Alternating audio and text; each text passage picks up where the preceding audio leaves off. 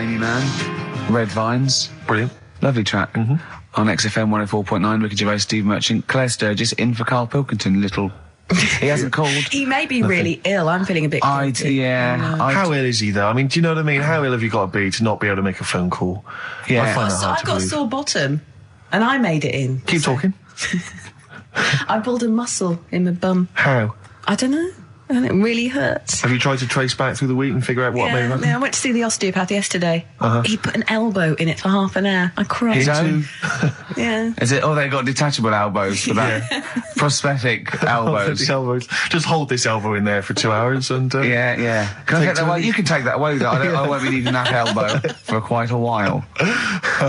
We had an email about Oliver the Humanzee. For those that didn't watch it, there was a documentary last night about a chimp that was supposedly a human or was half human or might favourite seem programme ever. Yeah. For a week, Karl has been saying it's going to be brilliant. I wish he was here and to he's not here to discuss discuss it, sadly. But Lee Cranston has emailed in and says, I thought the best part of the Oliver programme was the guy Vincent Pace, the camp fella at the piano, telling how he first met Oliver. Quote, he grabbed his female owner, turned her around and bent her over and went to mount her. I made her an offer to buy him the next day. Vincent was then shown in a very nostalgic mood playing melancholic music. He obviously wanted some monkey action. He really, that's I mean, it is potentially liable. That's liable. It's a joke there. But I don't take any responsibility for what Lee Cranston says, or indeed the fact that he puts at the end, did he want to turn Oliver into a gay pansy? Question mark. That's Lee's thoughts and opinions. They don't necessarily reflect those of XFM. He sees the chimp mount a human and go, I've got to have that chimp. I must have that chimp. Oh, poor Karl. Where is he? As you mentioned earlier, he was very well endowed, apparently. I didn't see it myself. It was a big boy. Chimp. Big Sure. boy. A big half boy. A big half boy, half chimp. Okay. Honestly, Juan on XFM 104.9. Right, I just called Karl again. I've been calling him all the time, trying to get through to him, right? He's changed his message, so he is listening, and I've got proof. So can you just call the number, Claire? Yeah. Right, call this number. Now listen to this. This is really annoying. We should tell you now that this is not an amusing sketch or setup. No. What's happening there, Claire? Not quite happening for you? No, it's all right. We'll try that again. Try that again, Claire. Yeah. I'm livid now. I'm genuinely annoyed, because you'll see, when you hear the message, you'll realise why. Right. Okay, right. Let's try again. I don't know who he thinks he is now. I'm beginning to wonder if his minor celebrity is going to his head. All this nice write-up in Heat magazine. Yeah. It's changed him. Richard Anderson, incidentally, has emailed in. Go on. Dickers Anderson. It's not happening, is it, there? Is it? Why not? Because I'm a bit stupid. Why can't... I can't work it out, can I? Can't figure it out. How would you call someone normally?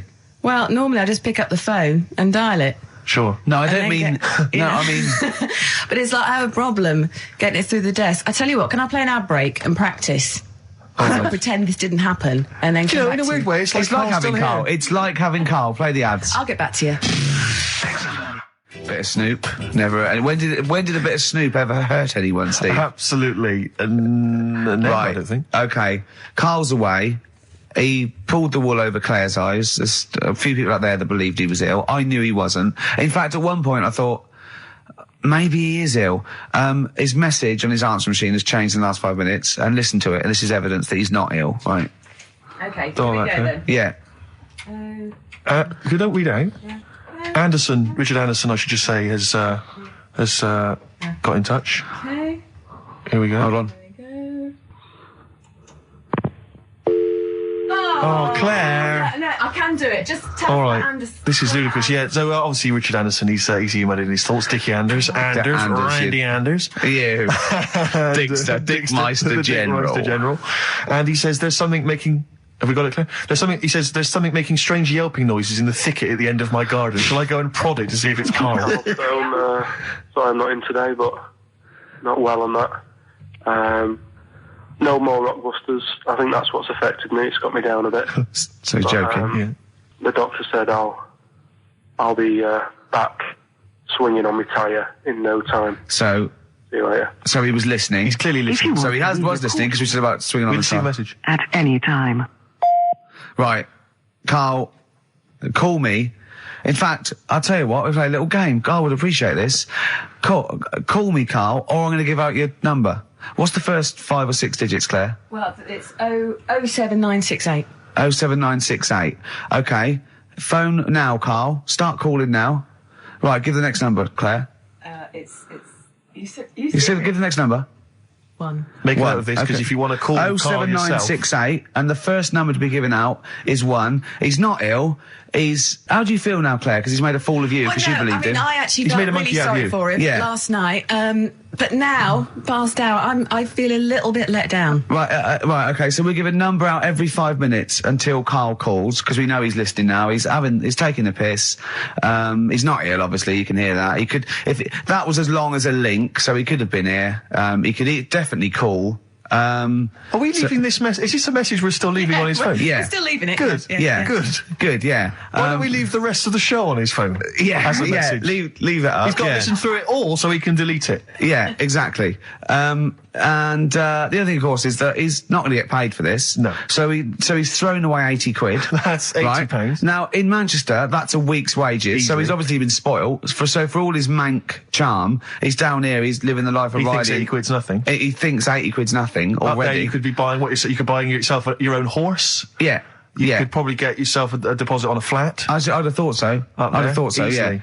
And so, or sun lamps, because it's always dark. Yeah. He could go mental up there. Now, Dog piece of string. So what's the first few digits we've given out?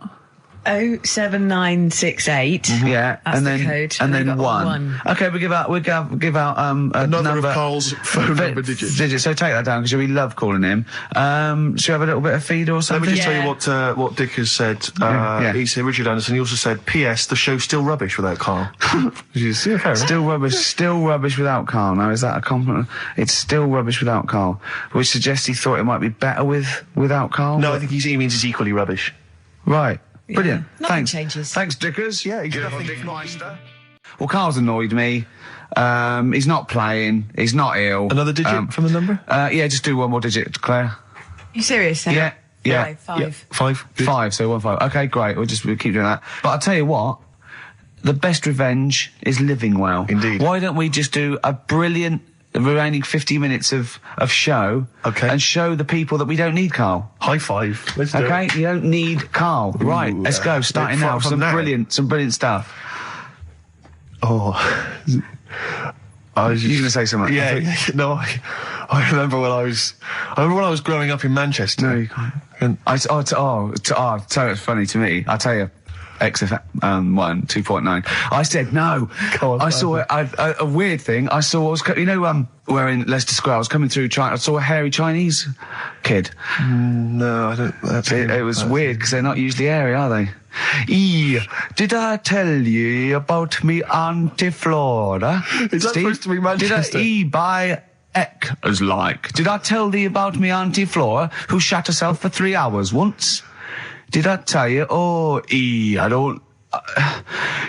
there was a woman born Carl, once... you have to phone us. We've got nothing. Oh, God, he's so annoying. Little twat. Do you know what I feel like doing? What? Writing a little sort of hymn or ballad. About to Carl? To Carl. Yeah. We've tried threatening him. That's not worked. Give out one more digit.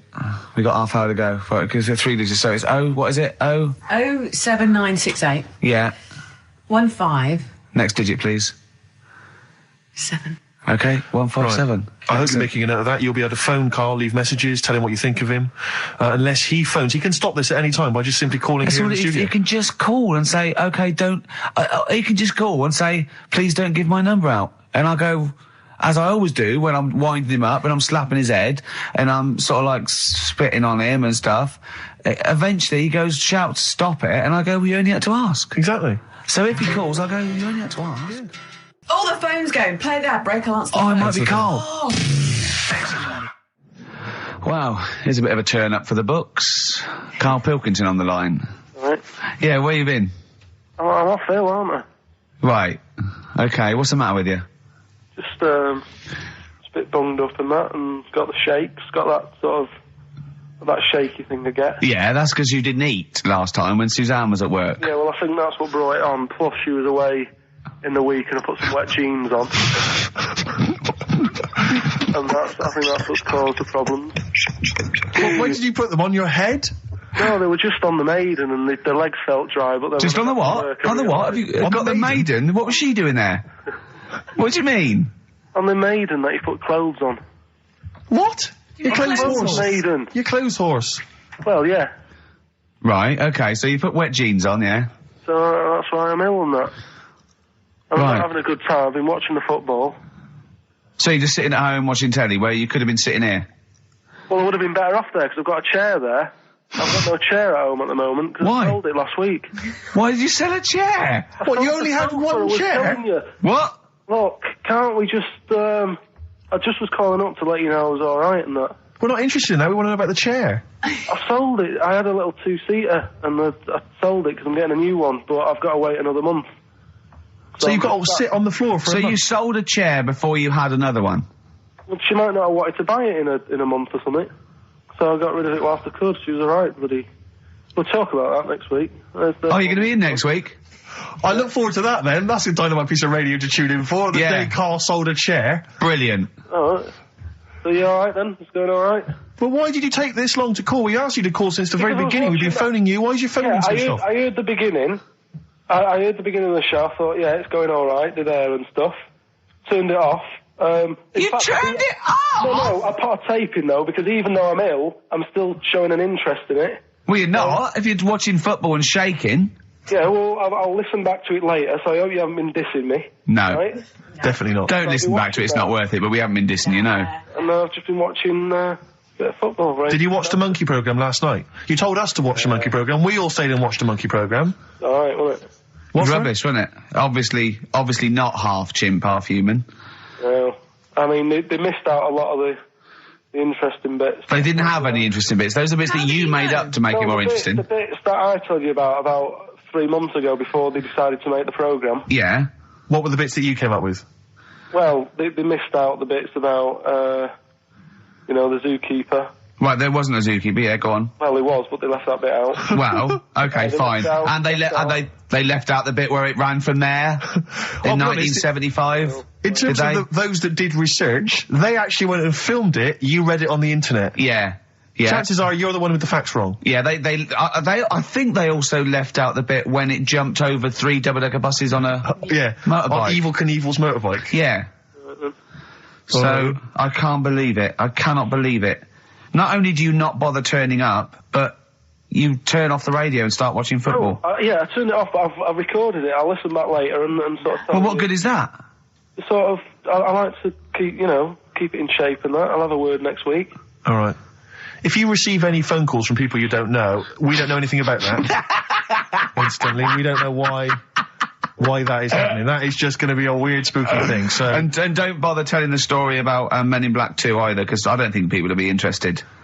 Actually, on the subject of Men in Black 2, what? Have you seen that, Steve? No, I haven't, Carl. Tell me about it. You should see it. Go on. Why? Because there's this thing in it. Go on. What, a stupid, bald Mancunian tosser? No, weirder than that. There isn't anything weirder than that. Big eyes, it was gangly. Keep talking. You've got to see it, because you wouldn't believe how the likeness and that. You've got to get the film out tonight. Right. It's not as weird, it had a normal voice, right? He's done you and he's not even here! I'll tell you what, mate, it ain't worth coming in next week. Stay on the line, Carl. Play a record, Claire. Kings of Leon, Molly's Chambers. What do you think of that, Carl? Alright. There's a surprise. Another insightful remark. Steve is not a fan now. Not only does he know you've been slagging him off behind his back. No, I wasn't slagging Steve. If you get it out on the DVD tonight, you'll know I'm not slagging you off. It could be your brother. I love the fact that it makes it worse, but you're going to go, oh, he wasn't slagging me off. It does look like me. I do think I'm an alien. I love the fact that you hope Steve will go, he's got a point. It's a spitting image. Yeah.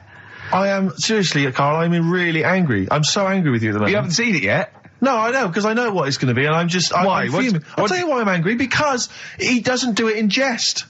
No, but what do you think it's going to look like? What do you think this thing's going to look like? Going to look ludicrous. It's not going to look anything like me, but he's going to like pretend it does. Go on, what? Go on. No, it does look like you. Yeah, of course it does. And you looked like the Human Z.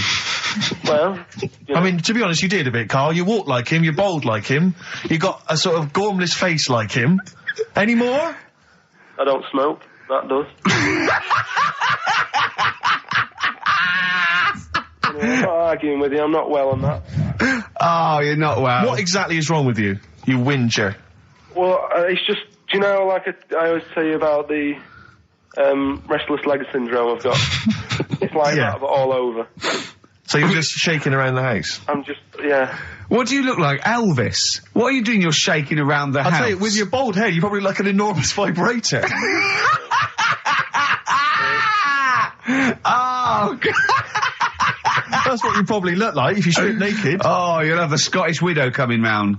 Oh, dear. That's, what's her name, by the way? I heard you talking about that. That's, Amanda Lamb. Amanda Lamb, who's in the Place in the Sun programme. Is she actually a widow? Is she a Scottish widow? Hoots, man, my husband's dead. Do you want any money and a bit of my clam? Brilliant. All right? That's the sort of quality you've missed out on today. Well, anyway, you're going to be back next week. We need you back next week. Yeah. Yeah. Well, how do you know? Also, how did you know you were going to be ill today? Because you phoned and arranged this yesterday. Convenient. And I spoke to you yesterday and you didn't sound very ill. I felt ropey yesterday. You've got a bit of a bunged up nose. Even though I have a bit of a bunged up Even though I was ill, I still sorted it out. Yeah? I'm a little bit sweaty. Even though I was Paul, ill, sorting it out does not mean you phone up Sturgis and send her down. That's not sorting it out. That's making things worse. Have you learnt nothing? Thanks, Claire. If you're not part of the solution, you're part of the problem. Mate. Yeah. Oh, my leg's a little bit achy. Oh, wearing wet jeans. Oh, I put wet jeans on again. My lasagna wasn't, it was frozen. Can you hear the venom and hatred in our voices today? We genuinely are upset and angry with you. Yeah. Can't believe it. I cannot believe that Right, well, the thing is, we'll be back to normal next week, right? We've got Billy Elliot doing the film next week. Right. Any prizes? Got some good stuff. Have you got any films with Burt Reynolds in to give away on VHS? And I'll see you then. Great, we're looking forward to it already. I'll see you later. See you later. Hot heat, bandages, XFM, we're off, innit? That's it, it's all over. Yeah. Back next week. Yeah. Thanks, Claire. Bye. Total respect. Yeah, Yes. nice one. Keep it real. See ya. What about hamburger stuffing? Oh, right, Carl. Alright. In the mouth, you mean? Well, it says the record for stuffing the most regulation-sized hamburgers, including buns, in the mouth at one time is how many? How many hamburgers with buns in the mouth? So this is just... You're not swallowing anything, you've just got stuff in your mouth. You'd be so good at this because your shape of your head. You've got a shape... His head's just like Hamburglar. You'd be good at this, man.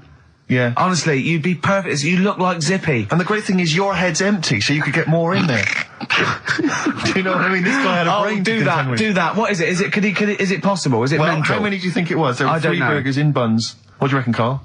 What, how quick he ate them? He didn't eat them, it's just how many he can stuff in his face. So literally hold them within his cheeks and his mouth, but don't swallow anything.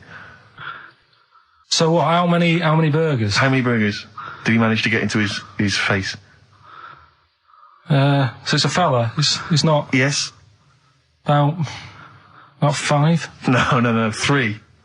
Is the world record. 3 is the world record. How big are they, though? It just says regulation size. So we go to McDonald's or Burger King and get just hamburgers, and that would count? Just the regular burgers, and we'll just stuff It them won't in count, there. because we got to get Norris McWhirter. But we could practice it now, and then if you're triumphant, if you get 4 in there... I don't, you know, I've got a small throat and that. But you don't have to swallow them, that's the great thing. Yeah, but I don't like it. As a kid, I'm choking on stuff, and I get funny about it. No, just keep your tongue at the back of your mouth, and we'll stuff the hamburgers in. No, I don't. Oh, come on! Do something! Carl, that is Dynamite Radio. Well, here, Steve will go and get the hamburgers. Have I got to pay for them? No, Carl, give us the money. I'm not paying for them. Oh, I've just spent 25 quid in total on a video on a Guinness Book of Records. That's costing me another 4 quid. I'm not doing it. Come on, give us the money. Get your phone back. Andrew, come on! I'm not doing it. Come on, do it. It's an interesting thing. Come on. You could be in the Guinness Book of Records, Carl. No, I'll leave it. See if we can. Oh, please, phone in if you want Carl to eat burgers. You don't have to swallow them. You can spit it all out. You can be sick on my leg after. Oh, come on. No, because I don't like the the stretching thing either. Don't stretch it. It will stretch. I'll be like the little bloody dog on the Winston Churchill ad. Don't swear. Well, I'm just saying, though. I know, but we apologise to the radio authority. Carl is not only swearing, but he's refusing to do things we come up with. But the radio authority will be happy with me stuffing 3 burgers in my face. God, I'm not doing it. Yeah, we will. No, leave it. Yeah, I'll give you the money. Can we do songs of phrase or something? No, let's do No, right, play record. Play record. You're going to do it, Carl, or you're fired. No, actually, he wants that. No, you're going to do it. Do it. Please do it. It'd be great. Honestly, please do it. What about Chicken McNuggets? Meet halfway. No, there's no record for Chicken McNuggets. Well. Mental. So I'm not doing it, Steve. So. You are. Steve. Hello. Can you hear me? Yes, can you hear me? Yeah. Where are you? I'm in one of the capital's many burger joints. I'm just about to go up now and order some burgers. Where are you? What are you? Where are you in? I'm in McDonald's in Leicester Square. Oh, right, okay. Yeah. What are you getting? Just get. Yep. Get Hello too there. many. I need to order 5 regular hamburgers, please. If that's all right. Sorry. 5 hamburgers. Yes. You're probably wondering why I'm ordering only 5 hamburgers, aren't you? And let me tell you why. My friend is going to try and break the world record for putting burgers into his fat, stupid face. What do you make of that? Exciting? Yeah. Do you wish him good luck? Yeah. What's your name? Tyre. Tyre? Yeah. Oh, thank you very much, Tyre.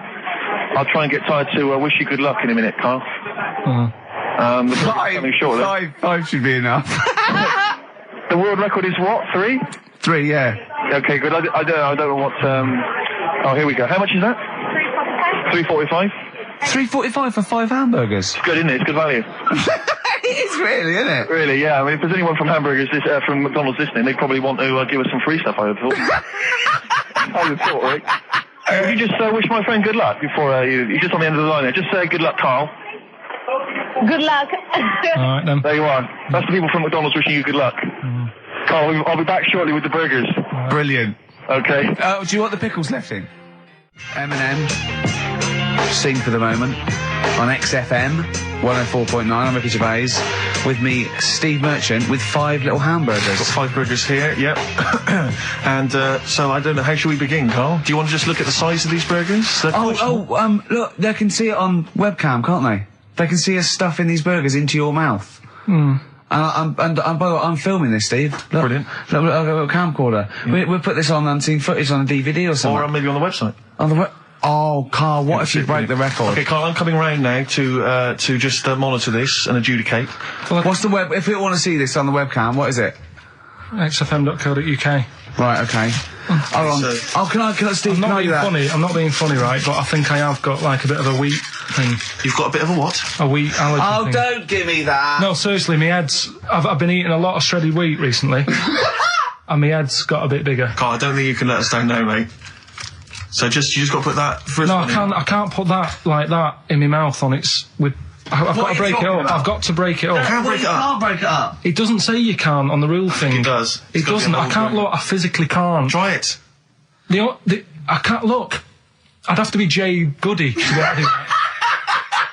Seriously, look. Try it. Yeah, I know, but you're not approaching it right. That's it. Come on, go on. That's all I'm doing. Keep going. God, he's not going to do one. Keep going. That's good work. Keep going. How does I get 3 in? Keep pushing. Ease it Keep in. pushing. Ease it Keep in. pushing. Get 1 in at least. Ease it. Get 1 in at least. Get 1 in. Ease it in. Get 1 in. Push it. That's one. Let's go for another one. R.E.M. Night Swimming. It's a lovely song, isn't it, Carl? Huh? XFM 104.9. I'm Ricky Gervais with me, Steve Merchant. Carl, disappointing. You couldn't even get 1 whole burger in your mouth. I did, kind of. Yeah, but there was a bit sticking out. It just looked messy. But you were saying about putting it in whole, and I don't think that's the rule. Okay. It's like you can get more in a suitcase if you put things in properly. So you don't just get all your clothes and chuck them in. So it's about... I reckon you've got to rip it up a bit. Okay, do that then. See how many you can get in. You've got to get in 2. No, just 1. No. Well, it's don't pack it in. What do you do? Pack your cheeks first. Honestly, Steve, my head is swelling a bit because I have got a wheat allergy. That'd be good then, there'd be more room. Right, okay, look, Carl is now just sticking it in his cheek. Yeah. Don't eat any. You can't swallow any. It's like a hamster. You've got to work it like a hamster. Yeah, stick it in. Come on. He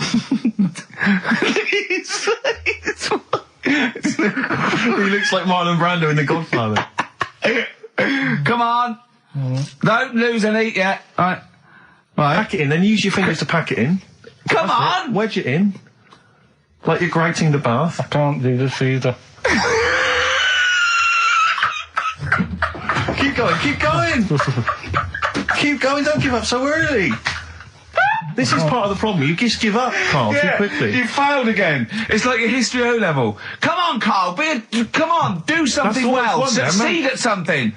Push it in. You've got nearly a half a burger there. Oh, I'll come round there. You're chewing. Don't chew. I've got a bit of food. I don't know what he said, but... Is that a whole one? No, it's not. I can see bits left. Come on, Carl. Come on, keep working at it. Keep working at it. But there's so much space in your mouth, I can see it. Keep going, mate. Okay, we'll do another one. We're doing another one. That one then. We're doing a... Oh, are you alright? Are you going to be sick? Are you alright? Alright. Oh, God, should we play a record? He's making my eyes water now. Okay, I'll find a different one for you. Find a different one for What about most grapes eaten in 3 minutes? I'll go. Do you want to do that? Grapes are easy, aren't they? That's easy. Great. Come on, grapes are easy. Right. Songbird Oasis, right. Send Carl a little present. Send him some essential oils or something, or, a little lavender pillow, or just a little message. Send him a little message. Tell him it's all worth it. He's getting all grumpy, aren't you? I just get sick of it, that's all. It's not worth going through the stress for 30 quid every Saturday. You lying little... You'd get more than 30 quid. Oh, not much more. Anyway, Steve, who's the winner? The winner is Mike McNulty. He correctly answered the fact that there were 4 films featuring Hannibal Lecter. There's a downer now, isn't there? There's a downer. I think it was you, actually. I mean, I don't know, Carl. It's not like I'm just trying to win myself a place on your team, but I actually felt that Ricky was really out of order. I gave him grapes. I thought Ricky was discourteous, if that's a word. I thought he was rude, aggressive, unpleasant. As one person emailed in, a dickhead. So, someone also said you were fat and talentless. I don't like those emailers who do that sort of thing, but one of them said you were really, really annoying. Well, cheers for that, but you're still not on the team. They didn't like what you were wearing. So, back next week. What did you say? Cheers for that. Badly Drawn Boy. All possibilities on XFM 104.9. I'm Ricky Gervais, with me, Steve Merchant and Karl Pilkington, and a few new characters. Steve, I can't believe that. I just said, I know you love Moyles and his sort of wacky stuff, and Chris Moore, Edmonds, one of the greats, and Edmonds, and just all the. Well, I'm going to go along the same sort of vein. I've come up with a couple of. Can I show you one? I'm excited. Okay, well, it always starts with a sort of doorbell. Okay. So it goes, ding dong. I go, oh no, hold on, Steve, hold on, Karl. Who's that at the door? Yeah. Hello. Oh, hello. Oh, look. It's Camp David, the right queer gay. Oh, hello. Hello. You look all gay today. Is that because it's nice weather? Oh, no, that's not what it means. Oh, have you got a girlfriend, Camp David, the right queer gay?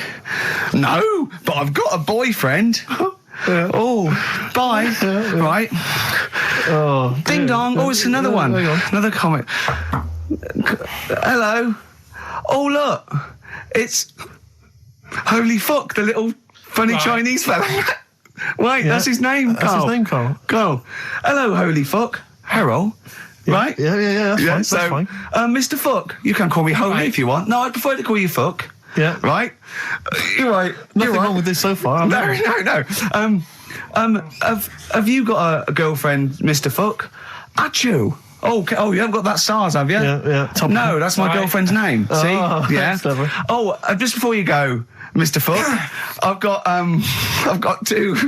got two things here. I've got a nice Trilby hat that you could wear, or I've got a little lampshade. Right. Which one do you want to put on your head and walk around? I presume the Trilby. No, but it's not. No. Yeah. Lampshade. Lampshade, of course. Bye. See you later. Yeah. I thought they were genius. Can I be honest? I mean, I'll be honest. I thought they were brilliant. I thought they were. You didn't steal them off Chris. No. They're original. They're original. Sometimes characters. Chris Moyles has done stuff as good as that. I know. Yeah, I know. But no, these are all mine. So there you go. We'll be hearing more from Camp David, the right queer gay, and Holy Fuck the funny little Chinaman. What? All right, Carl. Yeah. Is that your sort of humour? It might not be your sort of humour. You just should have run it past me before you did it. Yeah. What one were you worried about in particular? The not Camp David. Well, say his name. No. Say his name. Which one? I don't know which one you mean. The Chinese fella. I forget who that was. What was his name? I can't remember. Well, if you can't remember, it can't be that good, so we'll leave it. We won't do it again. Right? I'll tell you what I've got, Steve. Oh, what? I'll tell you what I'm thinking. Go on. Right. Do you know, like, TV programmes sort of get rested in the winter? Ding dong. Oh, no. Hang on, who's this? Oh, go on. Hello again. Not now, Mr. Fuck. We're talking. Bye. Is that Holy Fuck again? Yeah. Okay, Carl. Look at Carl's face. Right. Okay, that's it now. I'm not answering the door anymore. Right. Okay, go on. Right. Yeah. Ding dong, ding dong, ding dong, ding dong. He's trying to get in. Don't be impolite, Rick. Come on, Rick. He wants to come in. No, it's too late. It's too late. He's gone away now. Go on. Right. Anyway, what I'm thinking is, Rockbusters coming back for a bit. What? What are you talking about? He likes my idea. He likes my characters. He doesn't like that idea. If I what, Carl? No, what? I was going to say if I came up with with what? With that Chinese fella. What was his name? For a sketch. You wouldn't have liked it. So let's do Rockbusters and see how it goes. I know you weren't a fan of it, but. Hang on, yeah, to be honest, Carl, he dissed Cheap as Chimps, and we know that's a brilliant idea. Hang on, sorry, we all agreed that Rockbusters was a piece of old toss. No, I didn't. I said it needed resting. And that's why we stopped doing it. I said it needed resting for a bit. I don't remember that conversation. What do you mean it needed resting? We abandoned it because it was appalling. It started off as a nice idea, but you just gone crazy. Let's play a record and come back to this, shall we? What do you want to play? Bit of sugar. Oh, yeah. Brilliant. That cheer us all up. I don't know why you were thinking of bringing this back. I'm genuinely worried about this. Well, is that the doorbell? But do you not think that Columbo looks like he smells? Would you imagine he smells a bit? He's a brilliant detective. Well, he's got that dog and he smokes cigars, so I imagine he smells. I reckon he stinks. I reckon he doesn't clean his clothes enough. Oh, I think he has. I think he gets up and washes. But I think he puts on a he's too absent-minded. I think he's too busy thinking on solving crimes and stuff. What do you think? Do you think his wife makes him clean his pants now and again? I think they're quite a bohemian couple. I'm not sure she's really interested in that. I think she's got her own mind. Maybe she's a painter or something. No, maybe she's losing it a bit and he's a bit embarrassed by it. Yeah, that could be true. And she's probably incontinent, so while she's ironing his trousers, she just all over them, and he goes, oh God, she's shatting my pants again, I gotta wear them out. Yeah, so that's what... Oh, ding dong. Who's that? Who's this? Oh, hello. Oh, look, it's David Gray, the bent piano player. Oh! All right. I thought it was going to be Columbo. That would be a joy. Ding dong. My wife loves you.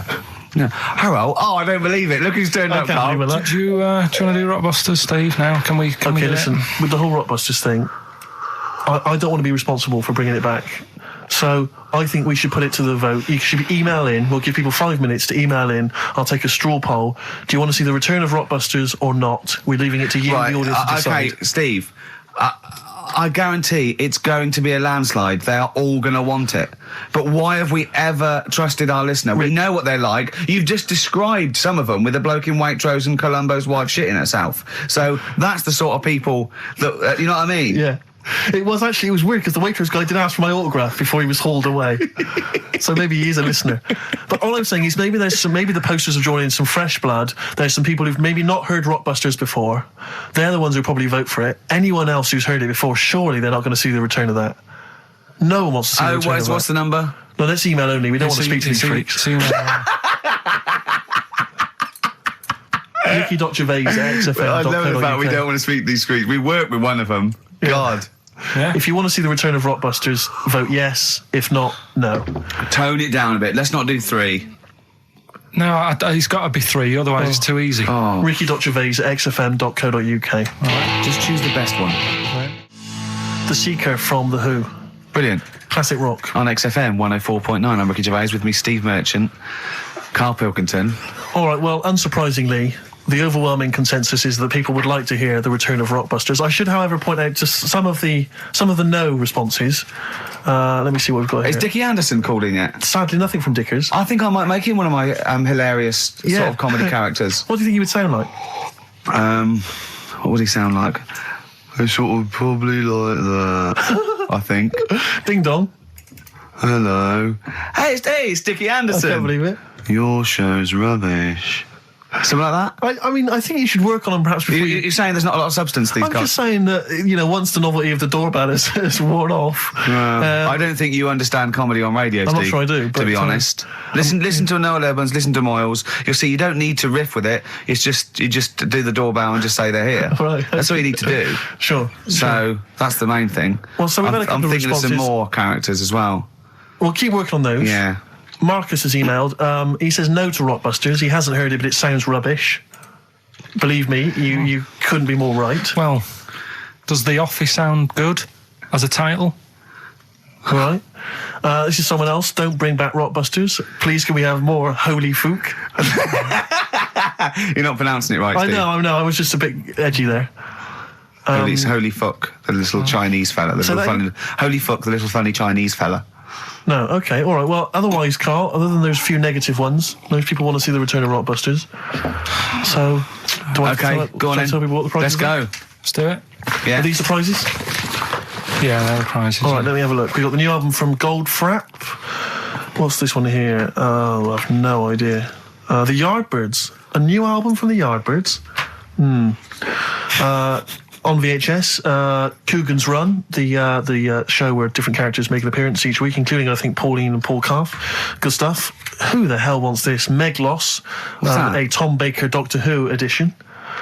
And the only decent thing really in the collection, other than Coogan's Run, is the X-List, the double CD featuring lots of current indie favourites. So, not bad little selection there, Carl. Placebo and Bitter End. I don't want to contradict you, lads, but it's not. We've got a full hour to go on the Ricky Gervais show on XFM 104.9. I am Ricky Gervais, the aforementioned Ricky Gervais, with me, Steve Merchant and Karl Pilkington. Rockbusters. Oh, ding dong. Oh, who's that? Oh, it's a posh bloke who doesn't care about poor people. Hello, posh bloke, what are you doing? I'm in my Rolls Royce and I don't like the homeless. Oh, posh bloke, don't be a... You want to do the satire? That is satire. Yeah. There's nothing like it. It's political as well. I'm getting in there's political so many. things. Don't even begin to show off. I was showing that some foreigners are funny. I got in the fact that, like, if you notice that Chinese people wear different hats to us. Yes. So that's political in a sense. Yeah. So, the weird thing is, Steve, right, that is like what I imagine Ricky's house being like when people are ringing the bell. Because they're all so different. It's got a little... He's obsessed with all my friends being slightly different to each other. I've never understood it. He goes, there's no thread to them. All my mates have got a thread running through them. I was literally after they walk out of the home. Yeah. But what do you mean my friends are all different? Well, that could be... It wouldn't surprise me if I was round there and the bell went and I said, do you want me to get it? And he said, yeah, and I opened it and it's, what, Holy Fuck? Holy, yeah, he's at the door, right? And then I'd say he's busy, close the door, bell would go again, then you got the little gay fella. David Gray. Yeah. And then, do you know what I mean? Yeah. The clue, these people from the East Midlands swear a lot. Yeah. TTB. TTB. The answer? TTB. Yeah, go on. Give the clue again. These people from the East Midlands swear a lot. Tourette's Trent D'Arby. Right, you're never doing Rockbusters again. Tourette's Trent D'Arby. Right, you're not doing it. You've blown it. You see, you sneak that one in. Yeah, but I always like to sort of give two that, are fairly easy, and then you sort of work out the men from the boys then, don't you? Yeah, well, I mean, if I'd have done a character called Tourette's Boy, friend of the little Chinaman, and it went, ding dong, oh look, it's Tourette's Boy, friend of holy fuck, holy fuck, you'd have been annoyed. Do you know what I mean? Oh, who's your mate, Tourette's Boy? Holy fuck. You'd have been annoyed, wouldn't you? Is that a character from Lenny Henry's show? I can't remember whether it's Chris Moores or Lenny Henry. Yeah, one of them. Anyway, the winner, lucky old Richard Perks from Birmingham. He's listening presumably on Sky, and so nice to have him listening. And that's Richard Perks. He's got those answers, all of them right. In fact, most people seem to get Terence Trent D'Arby or Tourette's Trent D'Arby. Well, I think that's offensive. If you want to complain, what's the number? What do they write to complain about that? Using the same person you told people to write to and tell them I was a knobhead and shouldn't be on the radio. Last week when I was away. Did anyone do it? I think a few went through. Did you listen to the show? I listened back to the recording of it. Did you get any emails before you listened to the show? Yeah, when I got in. Did it upset you? What sort of things was it? Just stuff, I can't remember. Just it was weird because there was like a few of them in a row and I just thought, what's happened here? Yeah. And because we said that, because you weren't here. So what did you say? I just said phone in. We had a couple of genuine emails that liked the show, didn't they? Yeah. And I said phone in and leave messages or email Andrew Phillips and Karl Pilkington and just say the show was great. The show was brilliant without him. But they went a bit too far, did they? What did they say then? Oh, I can't remember. I mean, it doesn't bother me because I'm not bothered what people say, am I? No. Do you know what I mean? No, you don't care what you say to people either. Poor little Robin, he looked crushed. Whatever. Whatever. Well, it doesn't matter because he's doing well at what he does. He couldn't even hitchhike home because they wouldn't stop because his thumbs didn't show up. He was waiting there for ages by the side of the road. Do you know the difficulty he has buying gloves? It's murder for him. He wears little oven gloves. Yeah. From like Wendy houses. He has to wear Barbie oven gloves. Yeah. Oh. Right, so so the winner there, Richard Perks in Birmingham, if you could just email him with your address. There was another winner, wasn't there? What was his name? There was one person who got all the right answers and there was almost a winner, but his name was Peter Kay. And I like Peter Kay just coming second. So we gave it to Richard Perks. Yeah. Peter Kay. Never gonna win. Let's play a record. The railway company happy with that. I'm sure they interviewed a number of people, but he was the best monkey for the job. And that's good, isn't it? Well, it's not true. All right, once again. Well, it's not true. Don't hand Steve a piece of paper that someone put on the internet who is probably a bigger mentalist than you. That's not proof. It's not true. At no point did a railway company give a chimpanzee the job of signalman. It was ages ago. What? Steve, when was it? It was before trains, probably. Well, it's in the 1880s. Yeah. According to this piece of paper, which is what you've based your monkey news on. Now, of course, I think ITN and a lot of the news channels, they tend to get lots of independent confirmation of their news before they give it out as fact. But you've got an email from someone, so let's assume that's real. It says, for this, Jack was officially put on the railway payroll, earning 2 cents per day and have half a bottle of beer on Saturday. That's what we pay you, isn't it? He doesn't even get the beer. No. Oh, dear, he's not allowed to drink, are you? Someone emailed in, actually, and said, Carl, some years ago, did you die? And they took your face and transplanted it onto that of a chimpanzee. They would make a lot of sense. I've never seen you. He always has T-shirts right done up and long sleeve. I bet he's hairy under there. Yeah. I bet you are hairy because you have to shave right up to your eyes. You're one of them, aren't you? And I can see the growth, and it comes out the top there. Are you really hairy underneath? Pretty hairy. Are you really? Well, what's wrong with that? You're a humanzee, aren't you? That's why you're fascinated with them, and why your IQ is sort of about 80. I think you might be. You might. I don't mean there was any. I think it was a genetic sort of throwback. Well, you're pretty hairy. Look at your arms. What?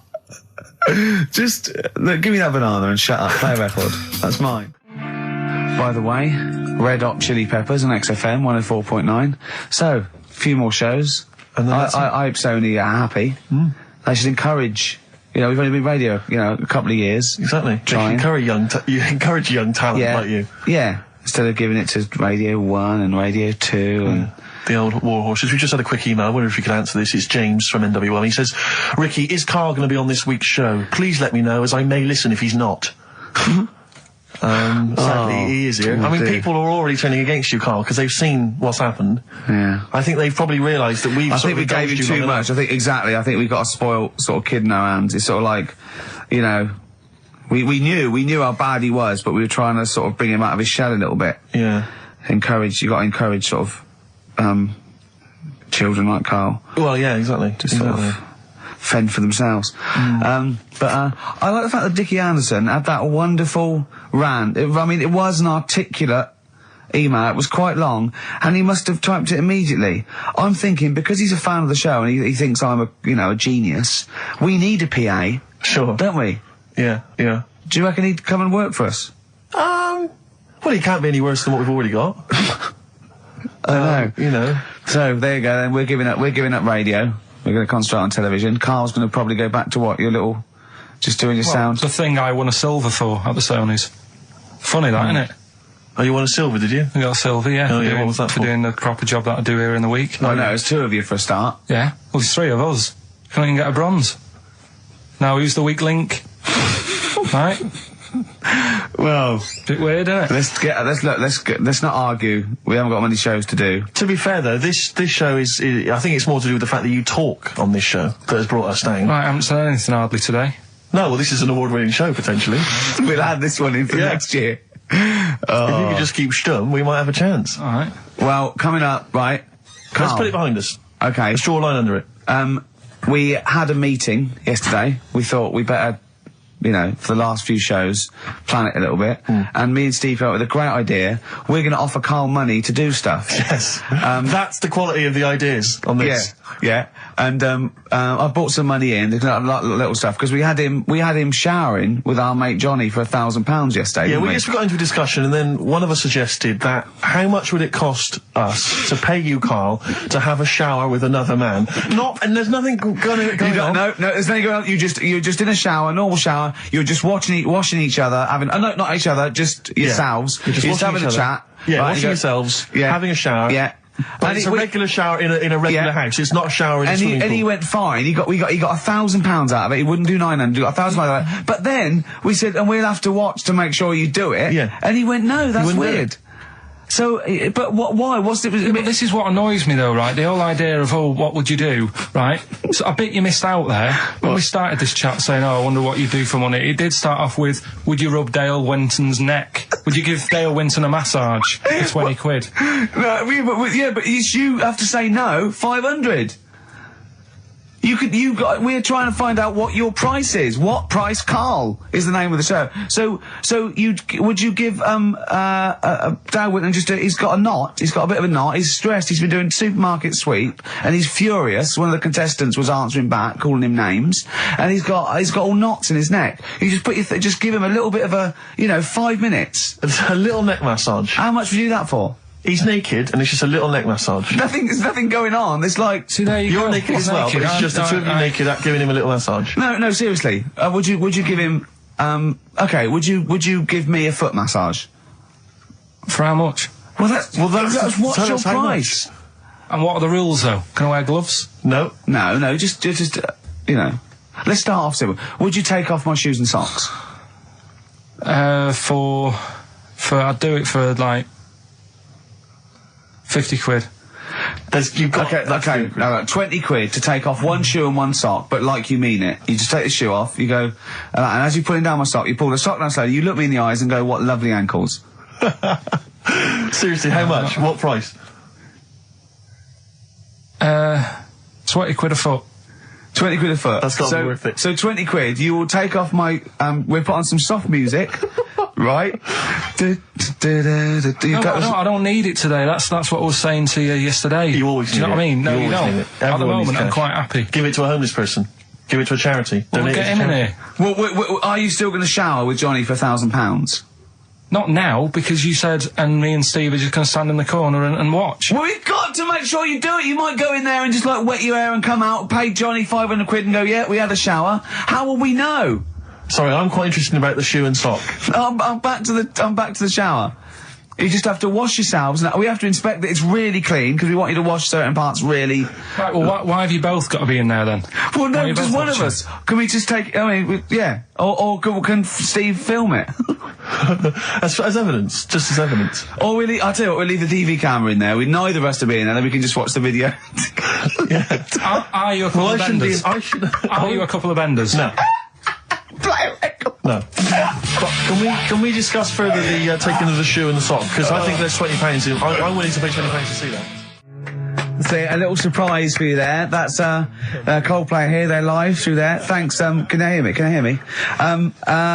Yeah, brilliant. Do you want to say a few words? Do you want to I'll have a quick word with Chris, lead singer Chris. Chris, good to have you here. Hello. And how's it going with Gwyneth Paltrow? Brilliant. Yes, she's a lovely lady. Yeah, no, I thought so. Yeah, I saw her in Shakespeare in Love. She's good in that, isn't she? If you would pass that on to her, just say I enjoyed that. It's going all right. You going to get married or? Yeah, so I marry either her or that Julia Roberts woman. Yeah, either one is good. Yeah. I know you're on holiday at the moment in Hawaii. I read in the paper today. No. You're actually here? I'm actually here. Okay. Got to go now, got to go. Alright, just a couple of quick... See you later, Chris. Yes, see you, Ricky.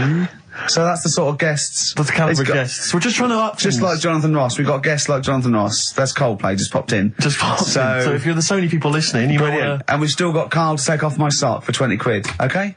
There, on XFM 104.9. You see... Sick of it. No, wait. This is giving me an idea, because I think... What the best thing about this show is what happens when the records are playing. Because we sort of... That's an example. Inarticulate. Yeah? Didn't have anything planned. Well, I started my mouth moving, but I didn't have anything planned. Yeah. Like... Why was that? Why don't you have anything planned there? What? Why didn't you know what you were going to say then? Because... What were you doing when Radiohead was on? I made Karl a new uniform that he has to wear in the second hour. What did I do? You got tissue paper. Yeah. Toilet roll, yeah. Ripped a bit off. Yeah. Made a little tie for me. Yeah. And put some in my ears. Yeah. So we had earplugs and matching tie. Yeah. And he looked good, didn't he? Yeah. He had earplugs and matching tie, and I squeezed it in there, and he went, I can't, it'll irritate me. So I'm thinking of things all the time to make this more fun for me. Yes. And it is just like that. Sorry, a quick question. Steve, just want to raise a little point. Go on. You say that you're spending most of your time thinking about how you can make this more entertaining for yourself. Yeah. Is it worth ever considering the listeners? Well, I think that if you're happy, they're happy. I'm not sure that's true. I've been monitoring a lot of the feedback on the email and stuff. Yeah. It doesn't appear to be the case. But that's because Karl won't go along with stuff. Sure. I mean, they could see on the webcam his little matching earplugs and tie that I made. I just did a cartoon that went for £350, right, on the website, right? So that's one now. Yeah, we're gonna do it. We're gonna make it really good. We're gonna give him lots of stuff and sign DVDs and everything. So that's great. 350 quid. Who was it? I think her name was Joanne. It's not definite yet because we haven't got the money off her. Well, she's you know, you got to trust them, haven't you? And so I think people would love to have had a matching. You know, I'd have signed it and everything. Little matching earplugs and necktie made out of toilet roll. Yeah. You know, and he don't want to wear it. But I had a great idea for a show, right? We filmed the behind the scenes, right, of each show. So, you know, then you get a CD of what went out, but you see what happened behind the scenes, right? And it follows us through a week, right? And it's called X-Men 3. Ah, I see, because of XFM. Yeah. Right. And then we can film all Karl, what Karl looks like when I'm squeezing his head, what he's like when we're trying to make him touch us, all that sort of stuff, when he's getting all stressed out in the day and we just pop up, right, what he looks like, his little head, everything. And would this be broadcast on TV? Or? I think so. I think Choice, something like BBC Three. Yeah. Yeah. I mean, again, it's not because I mean, I'm very much in the centre of the storm. I'm very much the eye of the storm. Yeah. And I know that I myself would not want to watch that. Really? No, because it's... Any negative, Karl? He was like this when you came up with Cheap as Chimps. He wanted to drop Rockbusters. What was the other thing he didn't like? That other TV idea I had. Yeah, what, putting a baby in a room, setting it on fire and see if it can make his way out? Setting the room on fire. Let's not get silly. No, but he didn't like that, did he? I mean, I don't want to sort of... I don't want to blow my own trumpet, but it does seem to me that my criticism of those things is probably justified. I mean, Cheap as Chimps, where is it now? Well, Donald McIntyre took it. Not really, Karl, not really. It is but a pitiful memory. Both your game show ideas is terrible. This TV show idea, I think, again, it's only interesting to you, Rick.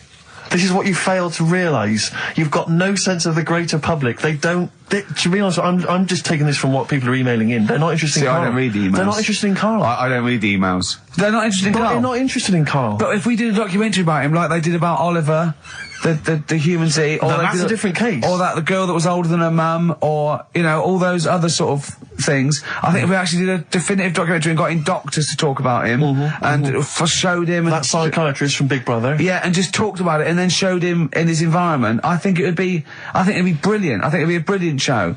But I think that's interesting. I think you're right. Some kind of anthropological study of Karl, fascinating. You making a little neckerchief for him, I'm not so convinced. But that'll all be part of it. Play record, let's think about this, because I think this is an idea. If any broadcasters are listening, like Greg Dyke or, we'd even go to Channel 5 with this, I think, wouldn't we? Really? I mean, alternatively, if you'd like to incorporate Karl into some kind of Blue Peter appeal... Let's do something. Let's just get Karl... Look at his face. How could you not...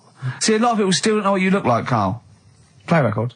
Turin Breaks, Painkiller on XFM 104.9. A couple of emails, Rick, that I ought to notify you about. Holly has emailed in. She wants us to wish her good luck. She says that she's one of 15,000 women who will be walking 26 miles around London starting at midnight tonight in their bras to raise money for breast cancer research. Prostitutes? No, just regular ladies, I think. Oh, right. But I was at a loose end, so that's something for me to do for something.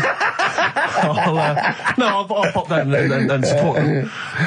Also, we got to say hello to Sonia, who's it's her 18th birthday, and we're going to play a little Smiths track for her later. So we're trying to be interactive. Yeah, I've seen how other DJs do it. They have phones. They go, and how are you celebrating tonight? Oh, we're just going out, Foxy. Have a good time. Here we go. This is, you know what I mean? Yeah. We've got to be. I've guessed we had Chris Martin in from Coldplay, which is going to be a lot. Well, Chris is still here.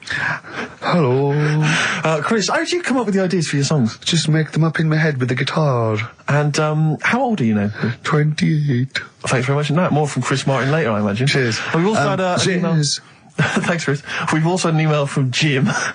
It's as easy as that. We've had an email from Jim. He says, on the subject of the postcards, his brother once met the bloke who posed for the photo on those biros that when you tip them up, the black ink kind of sinks away, and it shows him nude. And he was apparently an aspiring model, and he got paid $75 for it in Hong Kong in the 70s. Karl, would you have done that? Would you pose nude for a pen for $75?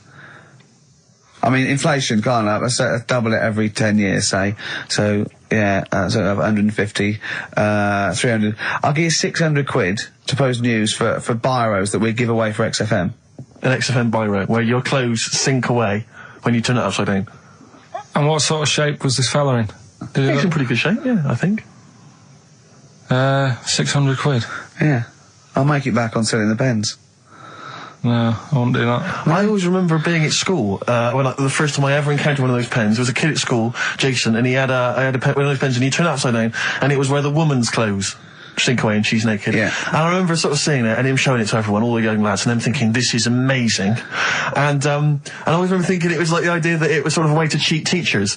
Oh, there's Jason, he's just got a pen there with a picture of a woman wearing some clothes. That's fine. Yeah. There's nothing wrong with that. If he brings a porn mag in, I'll have him. He's out. But, yeah, but I can't. But I've always imagined, can you imagine how embarrassing would it be to be caught masturbating over one of those pens? Businessman. Yeah, he's like, his wife catches him. Sorry, what are you doing? I'm just doing some writing with this regular pen. Right, what? Well, no, don't turn it upside down. Can I just come round where you're sitting and just say, why are you naked? The only thing I think more embarrassing would be to be caught masturbating looking into a mirror. Well, for you maybe, for me and Karl, you're right. Right, Karl. This is where he shines. This is what Karl gets Mondays off for. Yeah. Okay, Karl, what is it? You want to explain this? It's the bit when I'm in a film and sort of edit me into it so I'm like an actor in a major film. Yeah. We've done Kes, we've done One Flew Over the Cuckoo's Nest, Shining, stuff like that. Mm-hmm. This week, it's A Few Good Men. Brilliant film. With Jack Nicholson and that. Yeah. So you listen to this, and will we give the question later on? Probably. Let's give it after this. All right. Yeah, we'll give it after we've heard the clip. I haven't really got one sorted, but I'll think of one whilst it's on. So have a listen to this, take everything in, and then the question at the end. So it's a scene where it's the court case. Yeah. All right. All rise. call your witness. Yeah, he's just coming now. All right, Jack. Colonel. What? I'd appreciate if he would address me as Colonel or Sir. I believe I've earned it. Defense counsel will address the witness as Colonel or Sir. All right. All right, Colonel. Bit smart today with all the army stuff on. You ever served in an infantry unit, son? Nah. Brother did. He was in the army. Got kicked out though, because he went for a packet of fags in a tank. Weird that, isn't it? No, it's not. It's tragic. I wouldn't say it's tragic. I'll show you something tragic. I always carry this book around with me. I always show it to people. It's got like the top 50 weird people in the world in it, right? It's all sorts of weird stuff in it. Look at this one here. It's a fella, right? He's got 2 heads. And the weird thing is, right, is the top 50 weird people in the world. He's at number 50, he's got 2 heads. Right? Makes you wonder what's going to be at number 1, doesn't it? Are these really the questions that I was called here to answer? No, but look at it. Imagine if you were his mate. You wouldn't get a word in edgeways, would you? If you maybe didn't have any friends. Probably right, they say, don't they? They say 2's company, 3's a crowd, so... Please tell me that you have something more, Lieutenant. Yeah, I got loads more. For this fella at number 36, look at him. 3 legs. Little fella with 3 legs, right? Guess what his job is? My answer is I don't have the first damn clue. Well, I'll tell you. He's a juggler. I beg your pardon? He's a juggler. This is ridiculous. I know it's ridiculous. You're probably thinking what I'm thinking. Why wasn't he a footballer? Be great at keepy uppies and that. I'll answer the question. You want answers? It's just that I'd like to know the truth. Because you can't handle the truth! Gentlemen. Well, I've paid for the book, so I think I'm entitled to know why I don't give a damn what you think you are entitled to. You better get somewhere fast with this, Lieutenant. What about this one, then? This lad here, he's 12 years old, he looks 48. What do you think? No. Why not, though? You said you didn't want to know any more about the juggler. You didn't say you didn't want to know I know what more I said. I don't have to have it read back to me like I'm... Right. Lieutenant, do you have anything further for this witness? Well, just wanted to know if you thought Mr. Webfoot at number 42 should have took up swimming, but... Absolutely. And you'd say that now, wouldn't you? Forget it. Well, I don't know what to say, really. That's Karl Pilkington in the film A Few Good Men with Jack Nicholson, acting alongside Jack, and I have to say, giving him a run for his money. I think Karl is a really good actor. I genuinely think that. Should we put him in something? Yeah, definitely. Okay. Right, what's the question? What's his forte, do you think? Just sort of playing that sort of stuff. Okay. Deep stuff. Okay. Yeah, so we can sort that out. Think of a question there out of that little lot. You've not got one? Well, I've got... It was at number 36, whatever it was. What was it? Don't know. Let's. It was number 50. It was at number 50. Yeah, all right then. Okay. Yeah, who's number... what... Yeah. Well, yeah, what was odd about the guy who was at number 50 in the 50 weirdest people list? And just text in 83 XFM and put your address on there as well and that. What prizes are there, Carl? Loads of stuff. Yeah. Let me just have a quick look. Oh, that's actually not bad. There's Lord of the Rings on there. Michael Palin's Around the World in 80 Days. If you've not had a chance to see that yet, it's been repeated about 80 times. Look Around You, which is an excellent show. That's it's funny brilliant. I've seen that. There's some other good stuff. That's not too bad. And also the relatively poor stand-up DVD, Ricky Gervais's live Animals show, which is mediocre. Can't give him away. Yeah. All right. And you can win all those prizes if you can answer which question again? Who was the fella who was at number 50 in my book? What was up with him? Excellent. Right, so let's got to play Thorns. some Thorns. Yeah? It's the most beautiful track. I can't get enough of this. You'll love it. You'll love this. Billy Bragg, the Sunday Boy on XFM 104.9. Ricky's laughing because he's just thrown something at Karl. It made him jump. Yeah, that's worked well. Here are the prizes for the film quiz thing, which I think is what it's called. Brilliant. People will be loving this. It's Trance Anthems, Brilliant. 2003. We know we got a lot of trance fans listening. The best air guitar album, obviously. Yeah, of course, yeah. The best club anthems. Yeah. Series 1 of Happiness by Paul Whitehouse, The Very Best of Father Ted on DVD, we've got Teachers, we've got Knowing Me, Knowing You.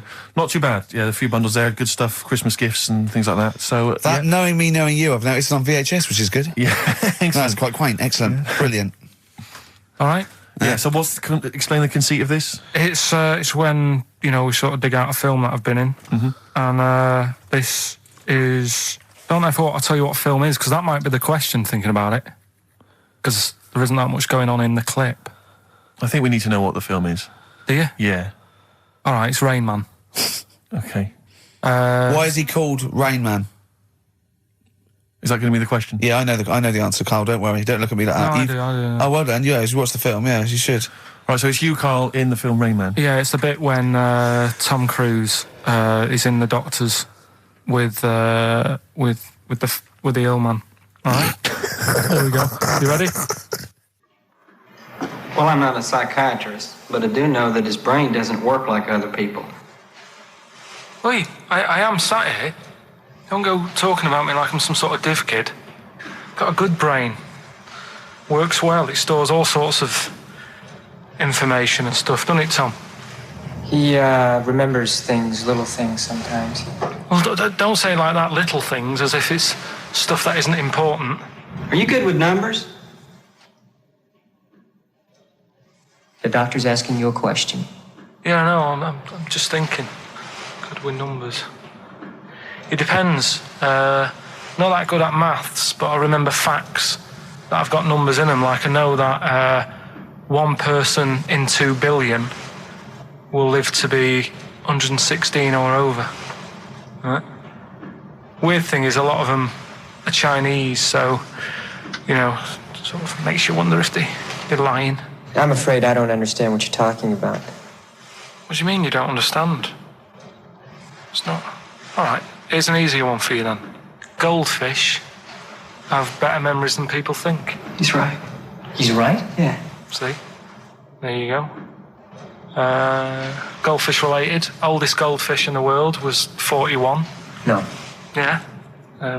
Funny thing is there, if it was a goldfish with a dodgy memory, could have been older. Could have been, you know, pushing 45. So. That's amazing. I mean, that is amazing. He should work for NASA or something like that. Well, don't go that far. You know, they're the sort of things that I like reading about. You know, I've got that big book there. It's full of sort Did you read all this? Yeah, don't... You read all these stories that are in this book. Don't bother touching Maybe you better put it back. Give it back. Get off. Okay, no, Ray, take it easy. I'm not gonna... I won't touch anything else, Ray. Come out. It's okay, Ray. It's okay, come on. Can I ask you something else, Raymond? No. Well, you've annoyed me now. You've kept coming here saying I'm daft and that and messing with my book. Just go, will you? Excuse me. Were they messing with your big book of freaky facts? Yeah, that's out of order. Good. Right. So what's the question? Why is he called Rain Man? Yeah? Yeah? Everyone happy with that question? Yeah? Yeah. Okay, Ricky.Gervais at xfm.co.uk. Why is he called Rain Man? Right? Yeah. XFM. Right, okay. Are you in a film this week, Carl? We're doing that now? Yeah, go on. Get it over with. Hang on a minute then. Get it over with. Let's get this show over with. We can go home. You can go off to Lanzarote and sit on some ash. Some charcoal. He's not happy about that. That's annoyed him. The listeners have all ganged up on him. Yeah. XFM giving him 2 CDs. We've had more calls for his resignation this week than ever before. What do you think of that, Carl? What do you mean? There's another reason. Do you know what I mean, though? Because he's grumpy. He's not just giving it. He goes, well, I can't help it, can I? I don't want it. You're being paid well to do a job. People have tuned in to be entertained, to have good songs. Me and Steve are working here. I'm pressing the buttons. I'm paid to press the buttons. That's what I'm doing. Has every CD started on time? Then yeah. why would they give you Monday off if you just paid to press the buttons? Don't get every other Monday off, do I? So have you stopped doing that now, have you? Well, yeah. Why? Because there's work to do in that. I'm not moaning about it. Let's get on with it.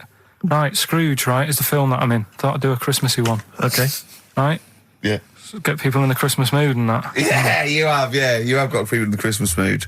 You're like Santa visiting them. So it's you in the film Scrooge. Yeah. Which version of Scrooge? The old one. Is it? If it's just you moaning with bells, I'll be annoyed. Right, that is essentially Scrooge. yeah. Right, Scrooge, listen to this, and then there's some question at the end, and you can win some stuff and that. Yeah. All right. Yeah.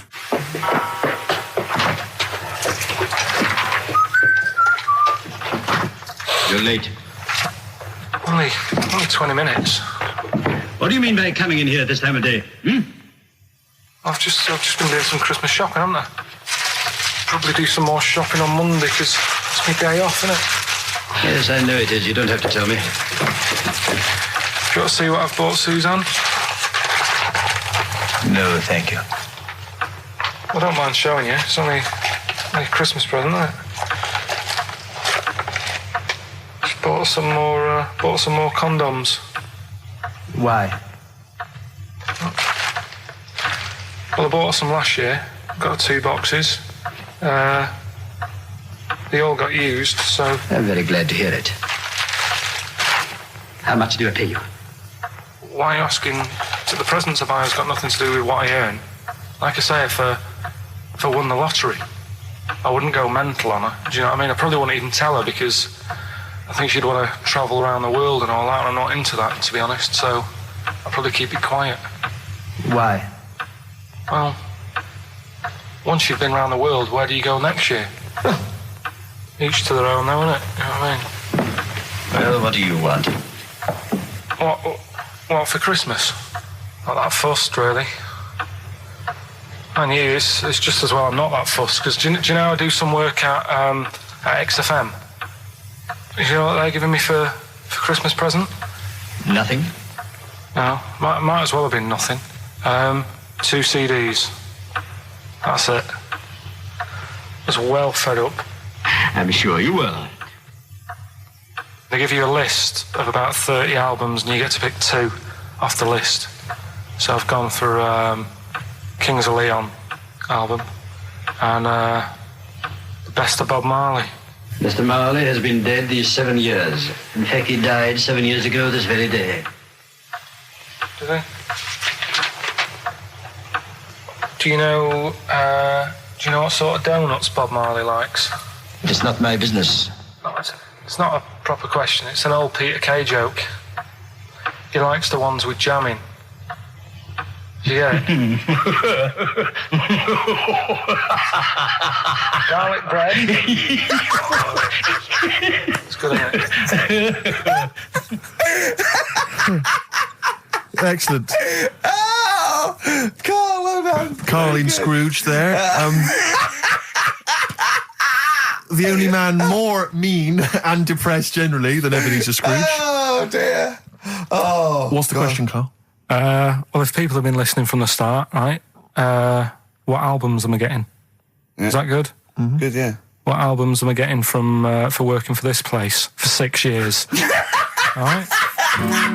Ricky.Gervais at xfm.co.uk. Another big moment here. We've had Rockbusters. Now we're going to have Carl's film quiz thing, isn't it? Yeah, it's a film quiz thing. I've done Planet of the Apes, right? Because one of the things we did in Lanzarote went on this tour with sort of 3 northern blokes, and they didn't really know what they were talking about. Joking. You're joking. Northerners not knowing what they're talking about. You're having a laugh. No, they'd obviously sort of not had much luck here, right? And thought, let's go over to Lanzarote, buy some vans, right? Get people in it. We'll do a tour of the island. And whenever someone asks the question like, what year did the volcano happen? They go, oh, we'll take you to the visitor centres. You can read about it there. So they never actually answered anything, right? So they were useless. But one of the things that they told us was that Planet of the Apes was filmed in Lanzarote. Right. Okay. Right. That makes sense. A bit of it. Well, does it? Does it make sense?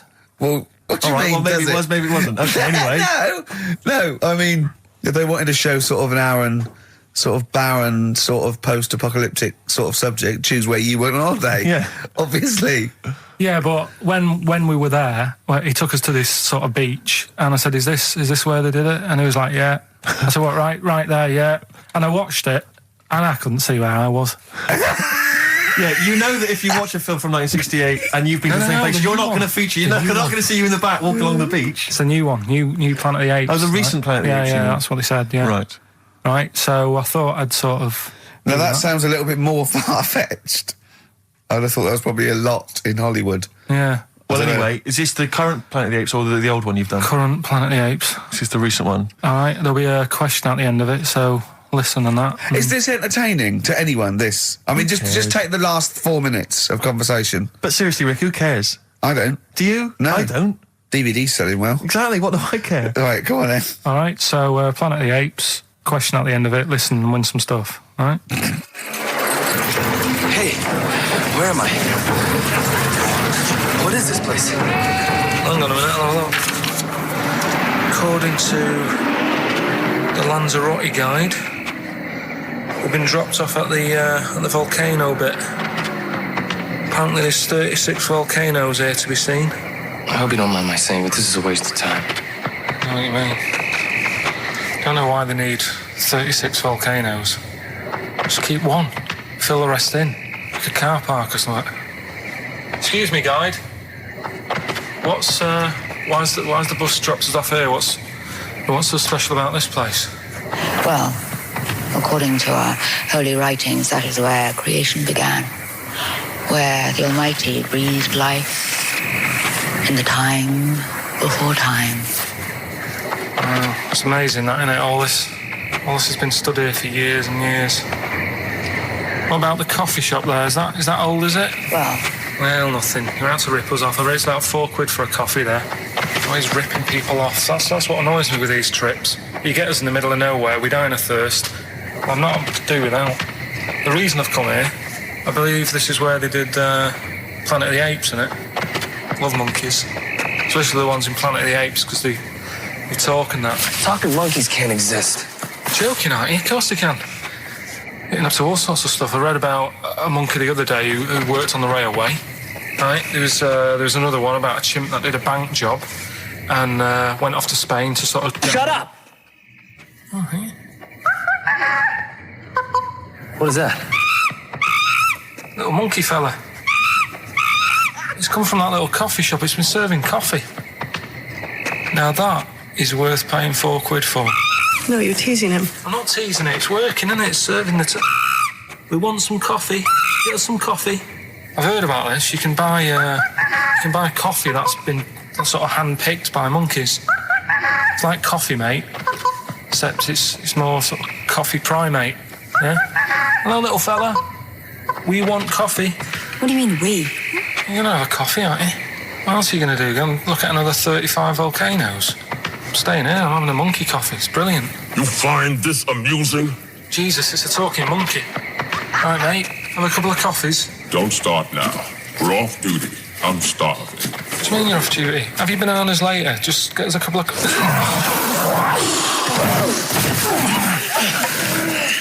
Alright, I understand that you're tired and you've probably been on your hands all day. Just forget the coffee. You go and get some lunch. After you've got some coach, you lazy ass. You damn human!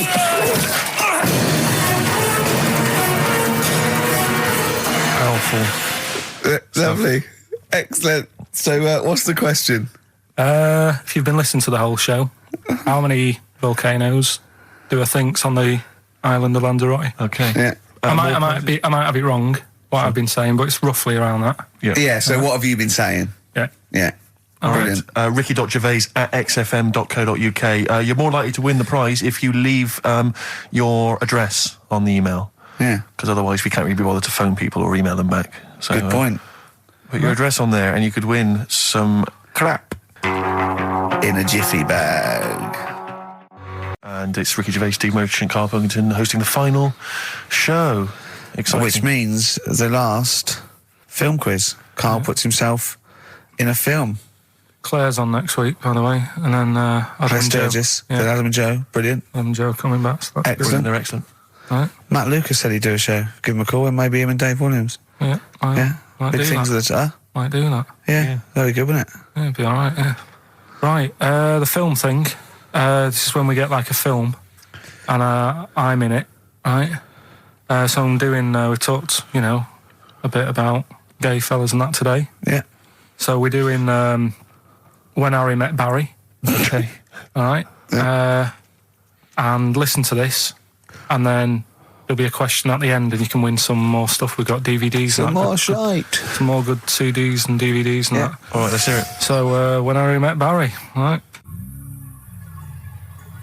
We've got 18 hours to kill before we hit New York. Oh, yeah. Brought a few books just to kill a bit of time on the journey. When I buy a new book, I always read the last page first. That way, in case I die before I finish, I know how it ends. I read a book like that once. Not on purpose, though. It's just that all the chapters have been put in the wrong order, so it's a bit annoying. Got to chapter 1 before I realised. Are you finished now? Yeah, I bought another copy of it and read it in Lanzarote. It was all right. Good read. Listen, we're only staying in New York for a couple of days, aren't we? Because the place does me head in a bit. Oh, really? Yeah, it stinks, doesn't it? It's a really dirty city. It's noisy. It's funny, the people who live there call it the city that never sleeps. I'm not surprised with all the noise. I couldn't agree more. Listen, I know you're gay in that, right? What is the attraction with New York for you lot? What? Because it is like the gay capital, isn't it? They all love it. Even that Rod Stewart song, you know, that Killing of Georgie, that was set in New York, wasn't it? Yes, it was. Yeah, well, that song was about a gay fellow, wasn't it, who moved to New York and ended up getting beaten up. Not a great advert for the place. You keep going there. Weird. Actually, I know why you like it. It's because it's a city that never sleeps, isn't it? You lot like going out late. You sort of run your life at a different timetable to everyone else. Are you finished now? No, I'm not being funny. I'm just saying. Just don't think you should live your life like that. Why not? Don't start getting angry. I think I'm entitled to throw a little anger your way. Especially when I'm being told how to live my life. Yeah, you're right. It is your life. And that's what I'm saying. Don't be dragging me into it. What? Well, you know I'm not gay, so why did you buy me a butt plug for my birthday? I'm not going to use it. What do you want me to do about it? I take it back, okay? I take it back. Right. Want to spend the night in a motel? No. Why not? Because you're gay and I'm straight, that's why. Why aren't you seeing anyone? Well, I'm seeing Suzanne again. We only split up for a few weeks when she had that funny haircut that made her look like David out of Slade. It's grown again now. She looked weird, didn't she? Well, but forget that. Anyway, don't want to share a bed with you again, not after last time. Oh, geez, what are we supposed to do? Well, this isn't normal, mate. Pull over, forget it. All right, Forget don't it. you... I don't want to talk about How it. is that Pull over. Just pull over here. Fine, but let's just... There's nothing, I'll get a B&B. And by that, I mean bed and breakfast. Not bum and bollocks, as you call it. Get one thing straight. Not interested. See ya. Oh dear! Excellent. Oh, little Karl Pilkington. When Harry Met Barry. It's a classic film. What's the what song was I talking about? That you know. Yeah, we know what song. Yeah, what song? Yeah, okay. Artist will do, or the song title, whatever. Yeah, okay. Email only ricky.gervais@xfm.co.uk. We can squeeze in a tune, and then I hope Monkey Monkey News. Oh, what tune have we got? How long is it? 3 minutes. It's a nice one, though. Brilliant. Bit of Amy Man. Fantastic. Right. What have we got now? Right, so we're looking into animals that we get rid of. I've spoken to someone about snails. I've spoken to someone about jellyfish and that. And looking at cockroaches today. She's an expert. She's just not just some random person. No, she works in a museum, a good museum. I said I'd give it a plug. It's the one near Knightsbridge. It's got dinosaurs and that in it. It's worth seeing. Natural History Museum? Yeah. So, It's not sure. He's not sure. This is what happened.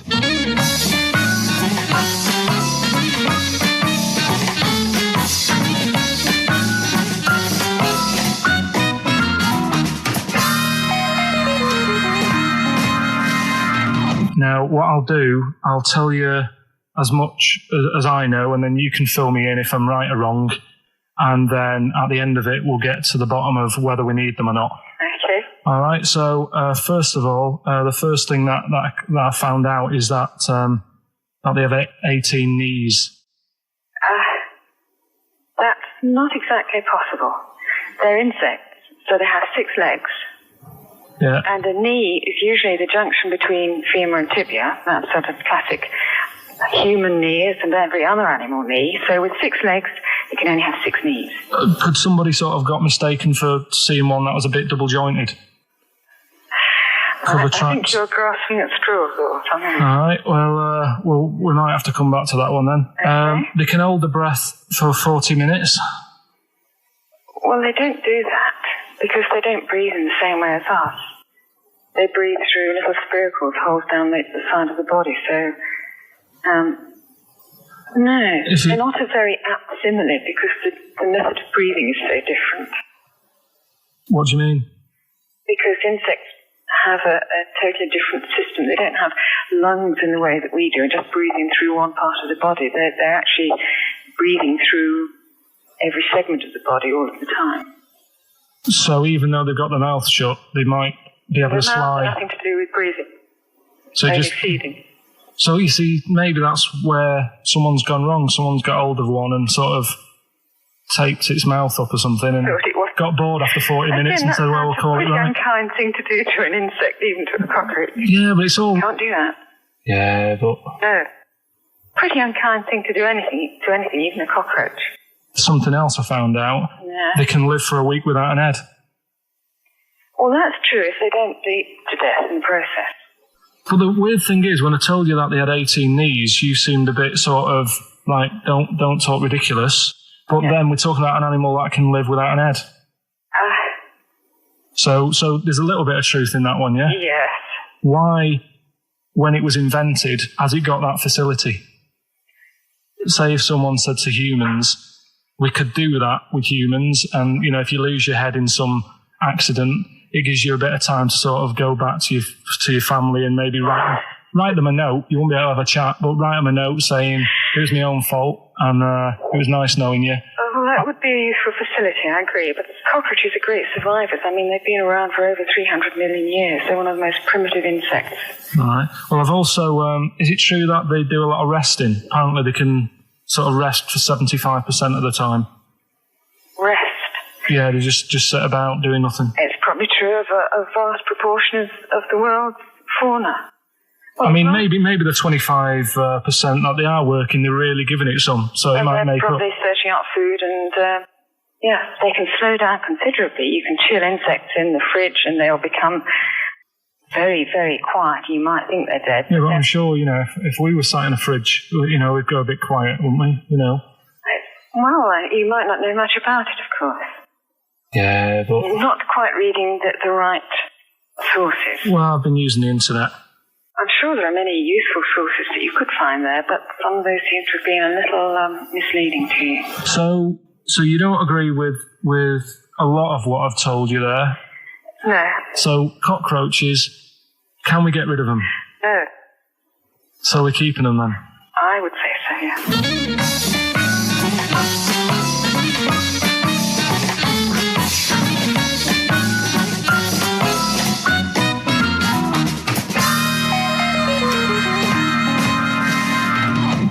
I think we should get her on more often because she sounds like she'd be a bit of an ally, really.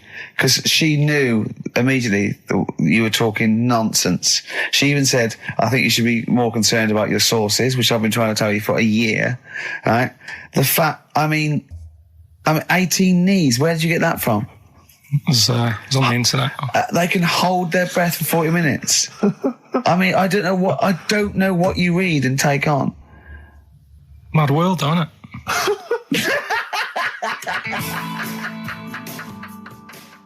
Cheeky freak?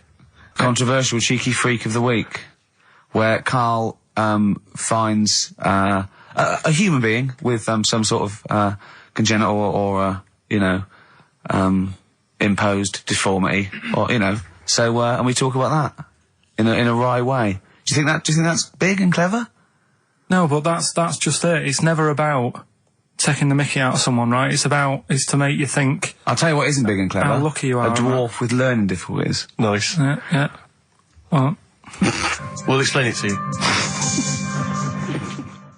See, you know the sort of things I find incredible. Go on. Mirrors. Shiny objects. Kettles. Yeah. Oh, God. Well, listen, remember the time when I tell you about the baby that had a baby? The baby that had a baby. The baby that had a baby. Yeah. It's happened again. No, it hasn't. Well, it didn't happen the first time. It was in the papers, I think, on Monday, in all the tabloids. So it's a twin where one has grown and the other one is still at a fetal level. No, it wasn't, though. It had grown. He was saying to his mum... who was saying to his mum? The little kid who was 7 years old. And he kept saying... Yeah. Yeah, he was pregnant. And he was pregnant? Yeah. I know. What do you mean? And he was saying to his mum, oh, God, I don't feel well. And, like, his belly was all swollen, and they thought he'd just been eating cake or whatever. And he was saying, I can feel something moving about, and they were like, stop messing about, there's nothing wrong with you. Eventually, I think he was in gym at school. In gym? What, Jim was pregnant with him? Oh, no, it was like a Russian doll. He was at school, right, just about to do sit-ups or whatever they do at school, right? Yeah. And flew out across the room. Teacher goes, you're a bit fat. You look a bit pregnant. And so best to the doctors took him, said, you're 7 years pregnant or something like that. What? What do you mean? What? Or something like that? You're 7 years pregnant. Or something like that. You say to the doctor, Carl, why don't you think about what you say before you say it? See the reaction I get. Now, the gazelle, I didn't get excited like that. 7 years pregnant. Send it in. If someone's online at the moment, just having a look around, it happened on Monday or Tuesday. Because I told you at the pub quiz, didn't I, Steve? I said to you, I know the baby's had a baby. Yeah. And you were like, yeah, whatever. Well, I just thought you were talking nonsense as ever. Well, we'll find out. You're 7 years pregnant. Yeah. You're a fool. Play a record. Well, we've still got stuff coming up. Monkey News? Rockbusters answers. We'll have to get that out of the way soon, because we've got to get out of it. Have we got a cheeky freak of the week? Yeah. Brilliant. America by Simon and Garfunkel on XFM 104.9. I'm Ricky Gervais, and I understand I'm about to read my words, Steve. Well, once again, there's always someone, and it looks like it's Mike Lamb who has come to Carl's rescue. Lambo's let me down then. Doctors have removed a 4-pound baby boy from the stomach of his 7-year-old twin brother. Yeah. Alan Jan Niamatilev was born with the freak fetus growing inside him. For 7 years, it lived like a parasite until a school doctor became alarmed about Alan Jan's bulging tummy and took him to hospital. Surgeons who gave him a scan operated immediately, unaware that the baby was attached to the boy's blood vessels and still alive. They saved Alan Jan from certain death, but knew the 8-inch fetus was doomed. So there we are. Boy pregnant with his own twin brother by Barbara Davis. That was in the Mirror, apparently. So I've read on, and all the facts are right. They took him to the school. The parents didn't realise. And that isn't even this week's Freak of the Week. I mean, that's you got that for free. You've got that. You can have that. That's the free Freak of the Week. Free Freak. That's giveaway. That's like 13.5% extra. Yeah. You know what I mean? That you might get with hairspray or something. So that, I mean, if that's just the throwaway Freak of the Week, there are 2 Freaks of the Weeks there. If those 2 figure, I can't wait to see what the actual Freak of the Week is that people are paying for. Is it incredible, Carl? I tell you what, something else you can have for free. Go on. Another sort of freaky thing, right? I was watching this programme in the week. Right? What? I don't know what it was. But it was about, I just saw this little fella on it, right? What do you mean, little fella? He was doing this history thing. Oh. Right? Yeah, I know what you mean. So, is this he's found out that a Viking was a bit like him? Yeah, that's it, yeah. He was boneless or something, or he's... Well, that's the weird thing. What do you think of that, Steve? He's what? He's boneless? No, he was called Harry the Boneless or something. Yeah, but you know what you're going to get there, don't you? That's what I mean. I always have a name, Elephant Man, you know. Harry the Boneless. Where is he? You know what I mean? I'm meeting someone, waiter, what's his name? He's called Harry the Boneless. He's over there flapping around. Yeah. He's over there in the bucket, having noodles. That's what I mean. But, do you reckon you could do that? Do you reckon you could have your bones taken out? I love talking to him! He's brilliant, it's like talking to a 5-year-old. I was asking Suzanne when she was watching it, and she was like, ask me later. Yeah, brilliant. She wanted to know about, What did you said? You were watching this programme about history, right? About Vikings. Like you turned to your girlfriend and said, do you reckon you could have your bones taken out? Yeah. I love that. I mean, that is why you are my favourite thing. What do you mean you think you can have your bones taken out? Firstly, why would you have your bones taken out? If you've only got a small flat or something, and there isn't much room. Yeah. Right? And what I mean is, would all your organs still do the stuff? No, they wouldn't. You'd just be mush. Listen, I'll teach you something now, right? The skeleton, right? spam. Yeah? Support, movement, anchorage. No, support, protection, anchorage, movement. Spam. That's what the bones do. Yeah? You couldn't stand up. You wouldn't be protected because they protect his rib cage, skull, of course. Anchorage, everything holds onto it. Every muscle is tethered to pull against something, like a crane, a pulley system, so you wouldn't be able to move at all. Do you know what I mean? So you'd be in a bucket. There'd be nothing, you'd die immediately, obviously. No, you can't have your bones taken out, Carl. I mean, why do you need to ask that question? Sorry, but Boneless Bob, or whatever his name was. Harry the Boneless. he presumably didn't have any bones. I mean, that's why he had that name, obviously. No, he did. No, he's got the name. Yeah, exactly. No, he was just... I've had an email here from Graham, Old Kent Road. He just says, I had a dream about Carl last night. Can I sue? I've no idea what he looks like, apart from the boldness, and yet he turns up in the middle of my dream. I don't need this, it's harassment. Yeah. But people are having dreams about you now, Carl. You actually, it's like you're one of something that was created by the Brothers Grimm. So, Carl, so this little Harry the Boneless, what was your point? Was that really your point? You wondered if you could live without bones? Yeah, I saw the little fella on this programme, and the presenter. Yeah, and he was a small fella, and he was talking about Harry the Boneless, and I thought, that's interesting little bit of science stuff. Yeah. Well, yeah, that's about it on him, really.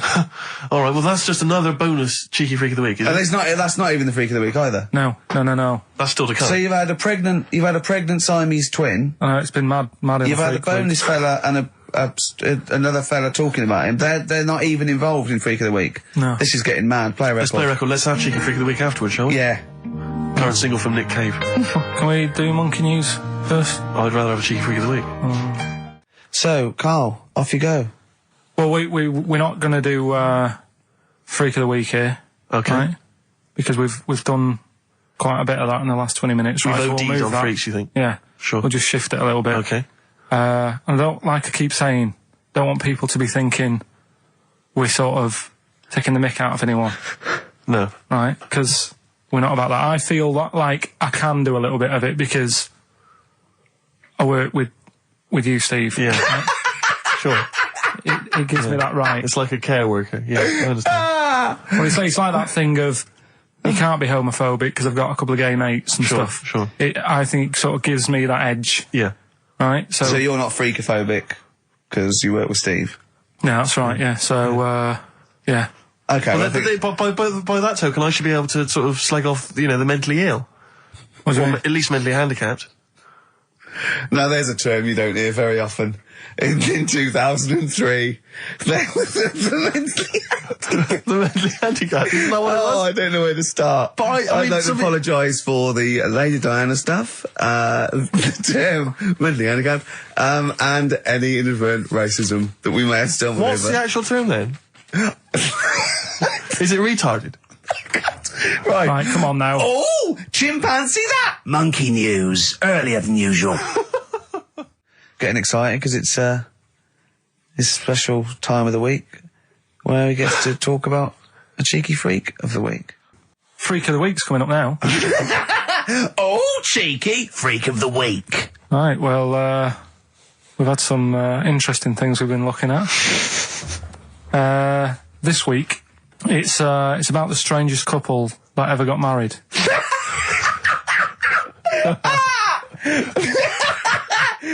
And we've had 2 sets of chimps, so it's stranger than that. Oh, it's not Dale Winton and Nell McAndrew, is it? It's not your parents, is it? Well, we're going back again to I think this is about 19... something like that. 1940. Yeah, whatever. Yeah, whatever. Yeah. Strangest couple, a fella, right? He had skin of a lizard. He had the skin of a lizard, okay. And the woman who he married... Which he used as a condom. The woman who he married. Yeah. Airiest woman ever. Right. And that was their act. They used to tour the world, and they'd say, it's like, couple who've met, they're having a great life. Let's get them out on stage, here they are. And they'd what do you mean out. he had a skin of a lizard, first of all? That's what it said. He had some sort of some illness. So he was called Lizard Man, and you like that because it was a good description. I thought that's good. I'm here. Hello.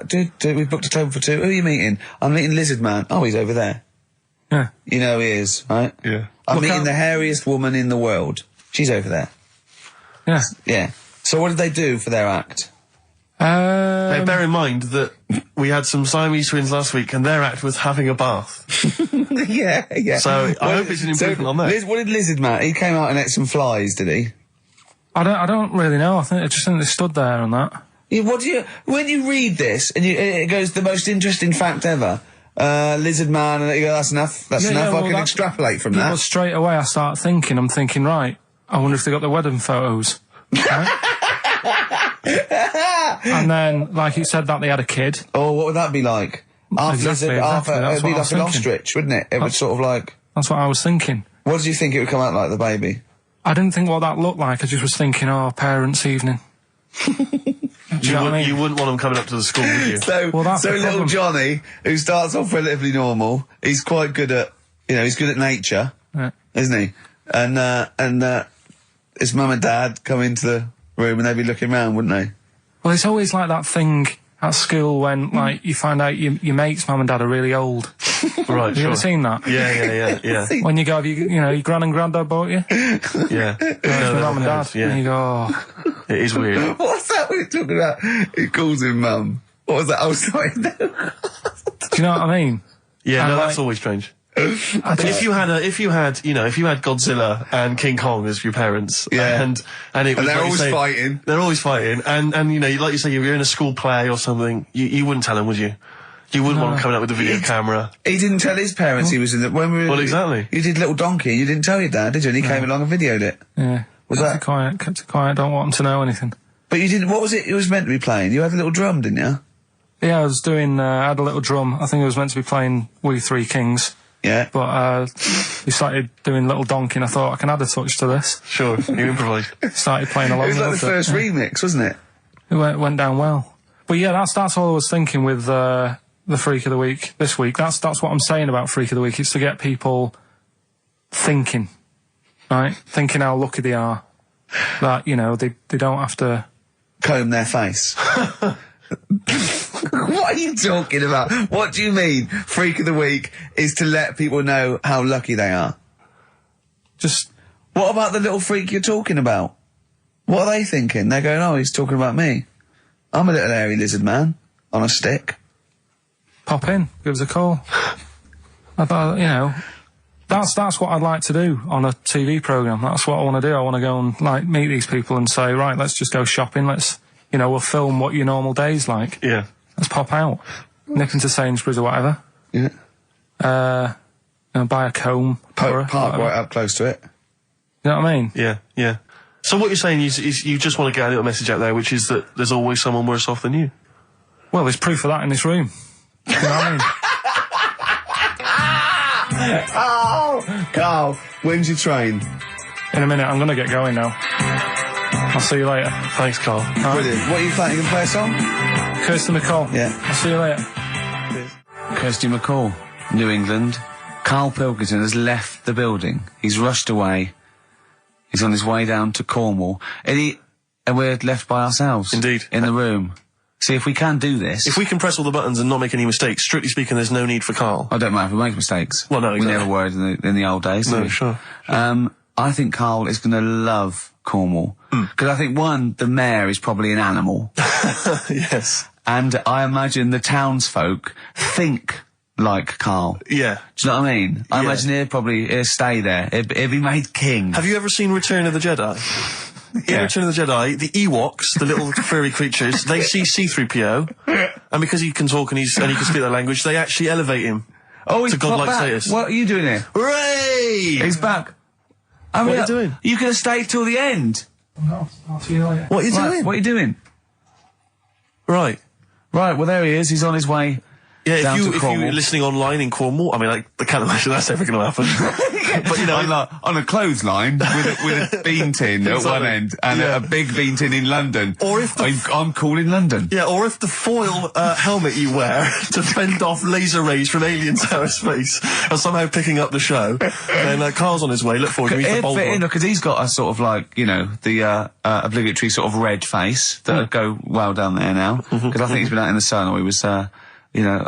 pre-boiled when he came in. But he's rushing down to Cornwall now, going from Paddington Station. So, you know... If you're in the Paddington Station area, you want to pop down there and sort of wave him off, then do. Yeah. Don't be afraid. That's not a dirty sexual act. Wave him off? Yeah, I'd love to wave him off. Did you have a good holiday, Carl? Yeah, it was alright. It's alright. Went down to Cornwall. Now you're going to the monkey some odd people down there, Steve. Well, don't look at me, I'm not from Cornwall. Well, you're from that sort of area. Well, not really, but never genetically means. Right. They're weird. Well, you must have slotted right in. What are they weird? What do they look like? Just all sort of odd people. A lot of old people, but not just old, sort of messed up old. What do you mean messed up old? You can't just say that. There was a woman with a funny neck. Okay, in what way was it funny? Why did she have a funny neck? If you were writing an essay, you wouldn't say there was this woman with a funny neck. How would you describe it? She sort of had her head like pointed down all the time. Like don't do it. This is radio. No, but just for you, I do like that. Yeah. About yeah. Okay. Right. So brilliant. I don't know. I was saying to Suzanne, what happened? You know, what do you think? Because Suzanne knows everything. That's the good thing about her being with you. You just ask her what happened to her, and Suzanne goes, "Carl, I don't know. Yeah. I haven't been here before." Suzanne, your girlfriend, or mummy as you call her. Oh, sparks are flying. Yeah. I got a little bit of chocolate. Can you just lick a tissue and wipe it off? Oh. Well, she said it might have been like, because back in the olden days, they carried stuff on the... The olden days? What do you mean the olden days? This woman was probably, what, 50? No, she looked about 70. Yeah. But like I do on Cheeky Freak of the Week, right? I always turn it round and we get, like, something good out of it. Something positive, yeah. I said to Suzanne, I bet she finds a lot of money. Yeah! Always staring at the ground, yeah.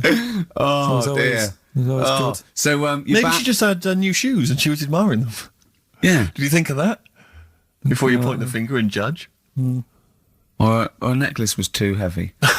Exactly. So, you're back refreshed. Right, come on, Carl. We've got a lot to fit in now. We've insulted a lot of people. Only about 25 minutes to go. We've got monkey news. We've got rockbusters. Have we got a Cheeky Freak of the Week this week? Could cram it in. See how we do. Do we want it? Well, me and Carl got a joint favourite lyric now. I love you like a fat kid loves cake. Yeah. That's great, isn't it? I mean, I like it because it's funny and humorous and cheeky. You like it because it means something, don't you? You think that's the absolute truth. If someone was to say that to you, that would be the most romantic thing they could say in it, because it's...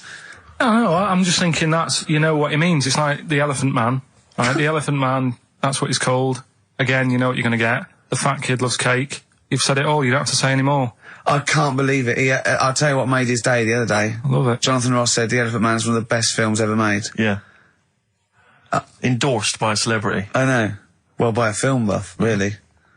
It is good though, isn't it? It is a very good film, yeah. We have got Cheeky Freak of the Week coming up. Right. There's been a lot of stuff going on this week. In the freak world? Yeah. Is it really? Yeah, there's loads. I mean, stuff that we can... The one that hasn't made it. God, this is what it hasn't made it, so we'll judge it on that. Go on. There's a woman, right? Do you know how, I mean, in a way, I thought Elephant Man, it was a bit tight because, you know, they sort of took him on a freak show, did a bit of a road show with him and stuff. Yeah. There's some woman, I think she's in India, like now, who, makes a lot of money because she's got 3 legs and, like, 7 toes, stuff. And she was saying, people pay quite a lot of money. Not Squiddy Patel. It's not that much money, like, compared to here, but over there, it's like loads of money. Sure. And all you do is, you go around to her house and you pay this lot of money, and people just go, oh, look at that. Extra leg. A leg. Right. It's quite a lot of money in that. So she hasn't even got to go out on the road anymore, like in the old days? No, that's what annoyed me. It's like, well, you could get to them faster.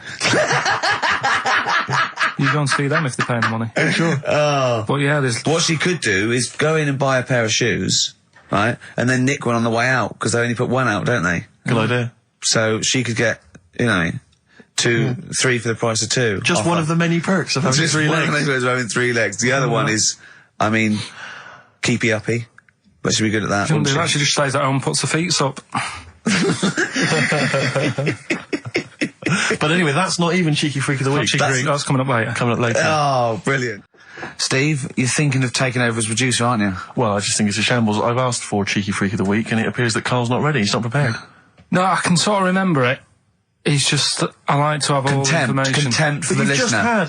You've just had a whole bunch of adverts and placebo in order to get it ready. We're shouting, we're having a shout and that. Right, do you want to sort yourself out in future?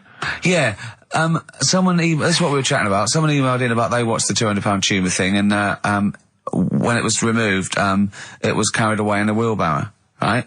Karl said, what, even when she had it removed, she still carried it round in a wheelbarrow? And he went, I thought it's sort of like she'd become attached to it.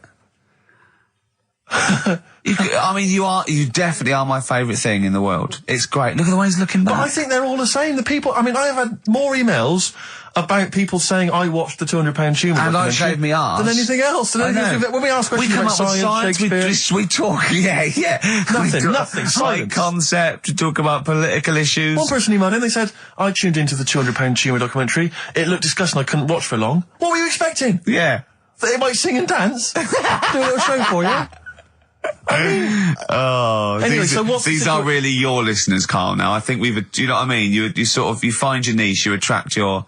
I think me and Steve are pretty much just here. I think the people that we had in the early days, Rick, they've long since abandoned us. They jumped ship. They've got jobs. Yeah, they've got jobs. They're out now. They've been released. Exactly. Yeah, they're getting their life back together. Carl, Come on, what's the situation with Cheeky Freak? I've got like a couple of bits. Like I say, I haven't got the in-depth stuff that I know. Oh no, because usually it's it's pretty scientific. Exactly. Yeah. Do the jingle. We've come up with a new one, haven't we? The Freak, say chic. Cheeky Freak of the Week.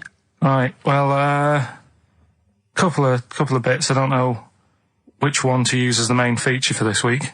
It's that good, is it? Well, there's been another one born. What? Little kid. Who on? 4 eyes. Insult. Just a guy who wears glasses. Come on. 4 eyes, 2 noses, 2 mouths. That's weird, isn't it? This bloke, did he also have 2 heads, 2 bodies? Sort of born slightly separately? He wasn't stood next to a mirror? No. It's weird, that, isn't it? That's all you've got. I love that. That's weird. That. Imagine the doctor said that. Well, Mrs. Parks, kid's got 4 eyes and 2 noses. Weird, isn't it? Any clues? Yeah. Any clues? So that's it. That's all the information. Well, I'll tell you what, that shouldn't be the main one. Okay, I've answered your question. Like I say, what's the idea of this feature? What do I say all the time? Dunno. I always say, think about it. Think about what that would be like. Okay. What? Giving birth to him? No. Being, I think it's a girl. Being like her. 2 mouths. 4 eyes. What would that be like? Mad, innit? I don't know what this feature is. I don't know why. Is there another one? Is that, you said that? I hope everyone took the opportunity there during that silence to just think about what it would be like. I know I was. What? Could she talk with a mouthful? What? Is that allowed? Because she's got 2 mouths. Yeah. Would that be alright in her house? She'd be eating one. Yeah, she can talk with one mouth and eat with the other, I well, suppose. Listen, the main one, right? You've thought about that. That's good. The main Cheeky Freak of the Week. I haven't got all the details. Smallest person ever. Right? How big would you say that is? Karl is now sort of like holding his hands up like a fisherman, long ways. That's about 1 foot. Right. Smallest man in the world. I printed the thing off and I can't find it. There's a little picture of him. Right? The odd thing was... But why have you asked me how... Did it say, or was it a picture of him? I didn't really read it. Of course you didn't. Jesus. I just saw it and thought, that's... What, you straight away assumed it was natural size? Is that big? But what do you mean it was that big? Little fella, like that. But why are you doing that? What? It was a page with a little fella. How do you know that was natural size? No, it was, because he said it's world's smallest man. And the funny thing is, I've read the first line. I always read the first line. It said, world's smallest man. Well done. The weird thing is, he got an head like a light bulb. the shape of it, apparently. I don't know if that's got anything to do with his shape and size. Oh, God. That big. His name's Mr. Watts. And the annoying thing is, what got me is, if you're that big, right, don't have your picture taken next to a fruit bowl. Why was he having his photo taken next to a fruit bowl? Don't know. Whoever the photographer was, obviously having a bit of a laugh. Yeah. At his expense. Because you would just stand in the middle of nowhere, you'd look normal and that, but he was stood there, just leaning on an apple. Leaning on an apple? What is this? In what world do you inhabit? This was on the internet. Leaning on an apple? Was it Tom Thumb? What is this? Are you sure it wasn't some sort of sci-fi show they're advertising? No, it was leaning on it. Can you just lean on the apple? Just lean on the apple there. Do me a favour, you stand next to my chihuahua. You're not taking the piss, are you? No, not at all, no. Would you mind leaning on this matchbox? Yeah. Leaning on an apple. And that's what, so you just said he's the world's smallest man leaning on an apple? Smallest man. Said about his head being like a light bulb. I don't know what that meant. And I just thought, right, that'll do. That's that sorted. Cheeky Rig of the Week done. I think that was on like Monday. Right? I found that. I thought that's done. Printed it off. Forgot to get it off the photocopier. Someone's nicked it. Play a record. You got to... You know, it's just... Steve. No, can I just say, no, Carl, please, if I say, let's have Cheeky Freak of the Week, and you haven't done your research, you haven't got the information, just tell us you can't do it. But don't lead us on. Don't say things like on radio. Hold your hand up to me and go, how tall is that? It's nothing. That's radio. Nothing. It's nothing. I think it was that big because he was leaning on an apple. It's not enough information. But imagine Trevor McDonald coming on, going, some news, some stuff. How big's that? How big do you think that is? Yeah. Because there was a fella, coming up after Chris Tarrant. Play a record. I'm angry. I'm actually angry. And if Monkey News is in any way similar, you've really pulled your finger out with that, have you? Mm-hmm. Good. Let's have Rockbusters answers next. Silence is Easy, Star Sailor on XFM 104.9. Right, it's the quiz of the week. If you want to go out and do some shopping, this is probably a good time, and come back again for about 15:15. But don't forget, what I will say is, even though these clues, we're going to do songs of phrase, by the way, where Carl picks out a phrase that he might have said once, tries to find words from songs to put it together. You've got to guess as many as you can, song or artist, I can't remember. But even though you might look at it and go, that's mental, I don't know any of them, you might win if you get 2 right. I mean, I think the winner last week got about 3 out of 3 Well, or I have 7. to be honest with you, I mean, last week, Rockbusters, surprisingly, was a very, very popular quiz. Yeah. It just happened to be awful. Yeah. This one is pitiful. I mean, it's truly atrocious. Yeah. And it really doesn't even have a fan base. I mean, there's no one championing this one, Carl. Last week, seriously, mate, I got about Carl's face. 7 or 8 replies. Oh, God, that's terrible. That was like when you told a kid that you couldn't afford a Christmas present this year. Look at his face. Yeah, he is a bit distraught. Carl, it's like Chris Evans' face when they said they were cancelling Girls and Boys. It's like, but I can come up with great TV game shows like that. No, you can't, Chris. Not anymore. Oh, his little glasses slid down his nose. I'm the guy who don't forget your toothbrush. Yeah. All that money you owe me. No, you owe us. Oh, believe it. All right. So, will I just play it to you and whatever, Carl? Try and work out what the phrase is? Sorry, it's a phrase that might have once been uttered on this show. It was said last week. Oh, right. All right, okay, brilliant. All right. Here we go. I know you're just 16, but looking all of 21.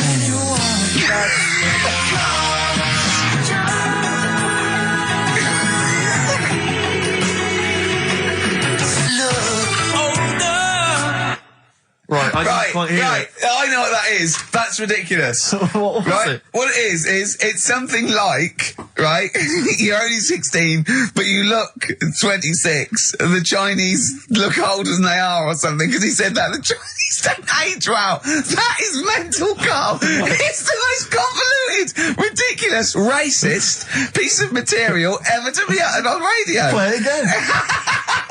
I know you're just 16, but looking all of 21. That's...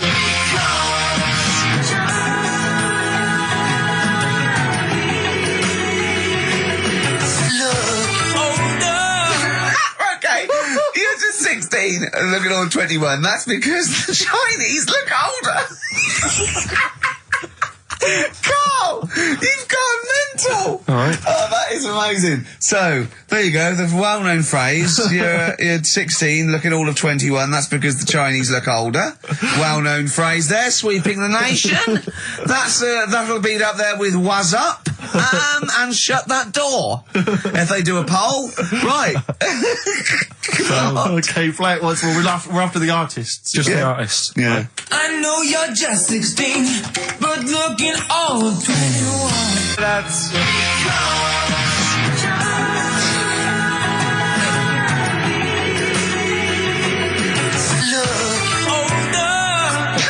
Unbelievable. All right, let me tell you what the prizes are. We've got, I assume this is the new album from Mower. Everyone's going crazy for Mower. I've not heard people stop talking about Mower. But there it is. We got the new album from the Webb Brothers, which might be quite good. The Polyphonic Spree album, the best dance album in the world ever, which is ideal perhaps if you're having a barbecue and you've got lots of 8-year-old children coming. The Polyphonic Spree, I look at them and I think, well, you know, you're a pretty good band. But if that album sounds like $1 million, you're going to make that 40 quid each. I know, it's extraordinary. I mean... They're the sort of indie equivalent of the So Solid crew. Yeah, you're not going to make any money. The manager's getting 20%. Exactly, yeah. And also on DVD, Red Dwarf Series 1. So, some absolutely barnstorming places. And if you can identify what artist are using this well-known racist phrase, that's because the Chinese look older.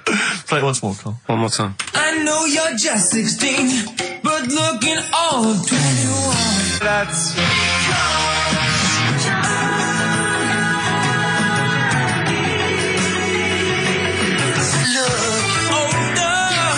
Oh, Ricky.Gervais at xfm.co.uk. Play a record. This is radio.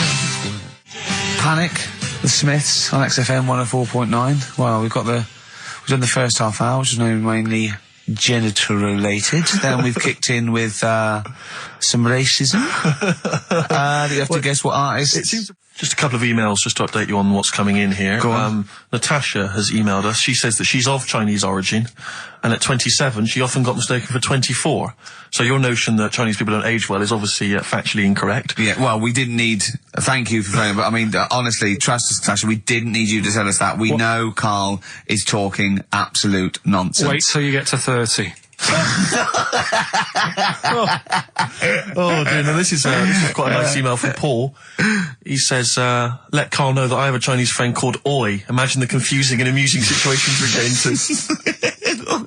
We're out and about in busy Soho. Does his surname come here?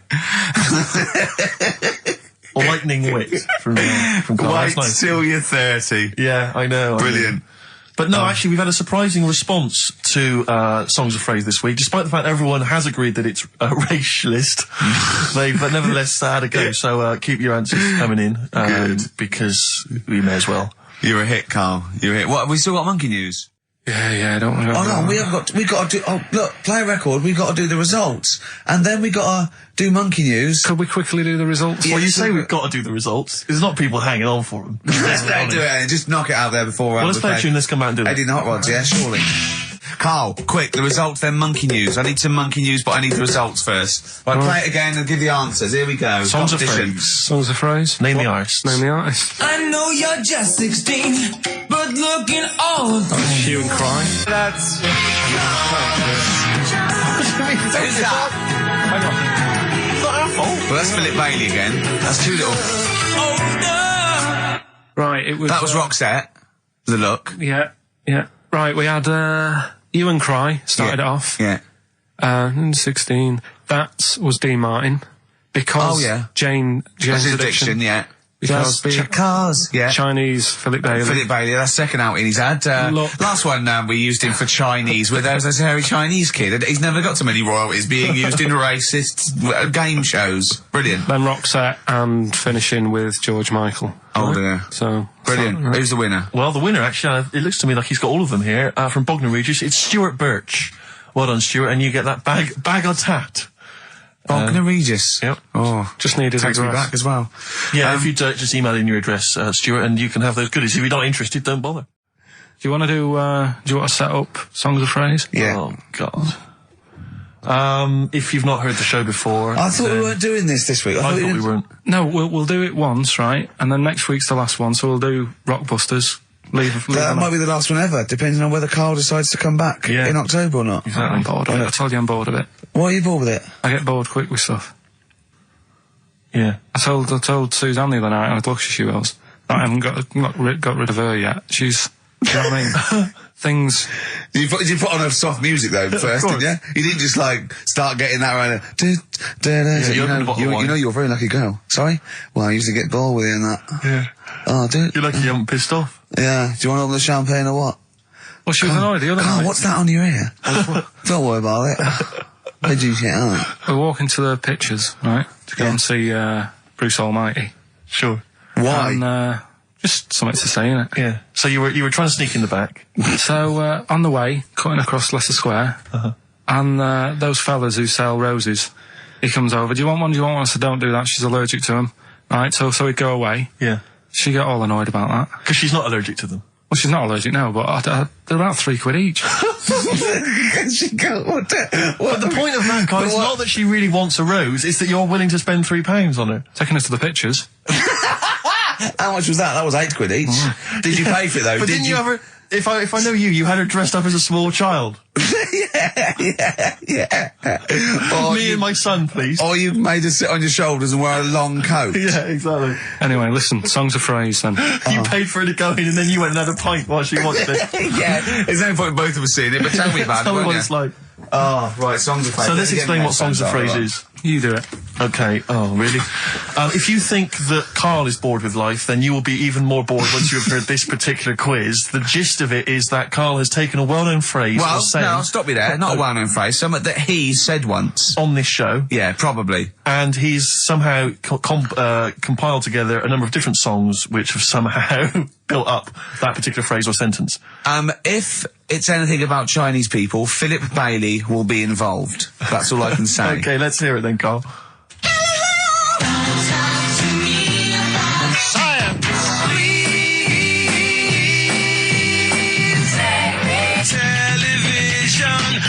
Right. Alright, I don't know what that is. I don't know what that was. This is appalling. I don't know This is what appalling. that is.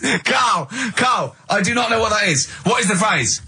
I just was saying last week about everyone's raving about Galileo. No, they're not. No, they're not. No, they're not. No, that sounds like a sort of B-side from the Buggles. Everyone's raving about Beyonce and Robbie Williams. Yeah. They're not. People going, Pop Idol. What are you into? Galileo's good.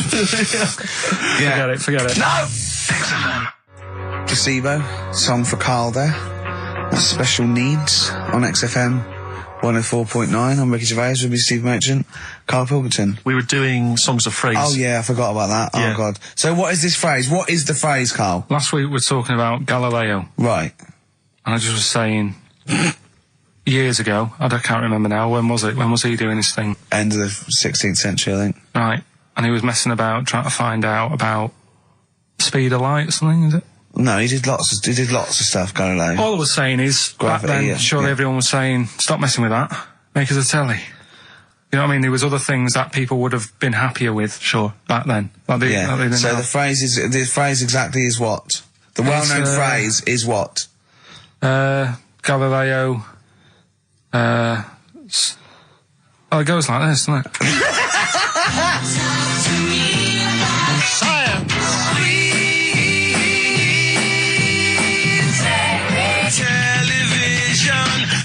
Right. So it's Galileo's stop talking to me about science. Make me television. Make me television. Yeah. So you email in with the bands and that. Brilliant. Right, let's... that is rock bottom. I mean, the well-known phrase being Galileo, stop talking to me about science, make me television. As a well-known phrase is one of the weirdest things I've forget cheers out of windows and things like that. That is the weirdest thing I've heard on radio as a competition. Can we have that one next week? Okay, well, here are the prizes. If you think, Rick, if you think the quiz has hit rock bottom, wait till I tell you these prizes. No, brilliant. I know that we're very much pushing new music on XFM, and it's an alternative music station, so you'll be pleased that we're giving away now That's What I Call Music 55, featuring the likes of Busted and Daniel Bedingfield. Brilliant. You really know how to cater to our audience, don't you? The best dance album in the world, that includes DJ Sammy, Scooter, and Liberty X on there. So look forward to that. Yeah. This is not so bad. Nick Cave and the Bad Seeds, a live DVD of a, pardon me, a performance, and some, pardon me again, but anyway. That basically sums up the prizes. So, I won't tell you the rest, they're all monotonous. But, anyway, I think those crisps, Rick, have gone down the wrong way. Although I was eating goulash earlier. Sorry. I'm fine. So anyway, yeah, that's some of the prizes. And you can win some tat. So, if you can identify these artists. The well-known phrase, Galileo, start talking to me about science, make me television.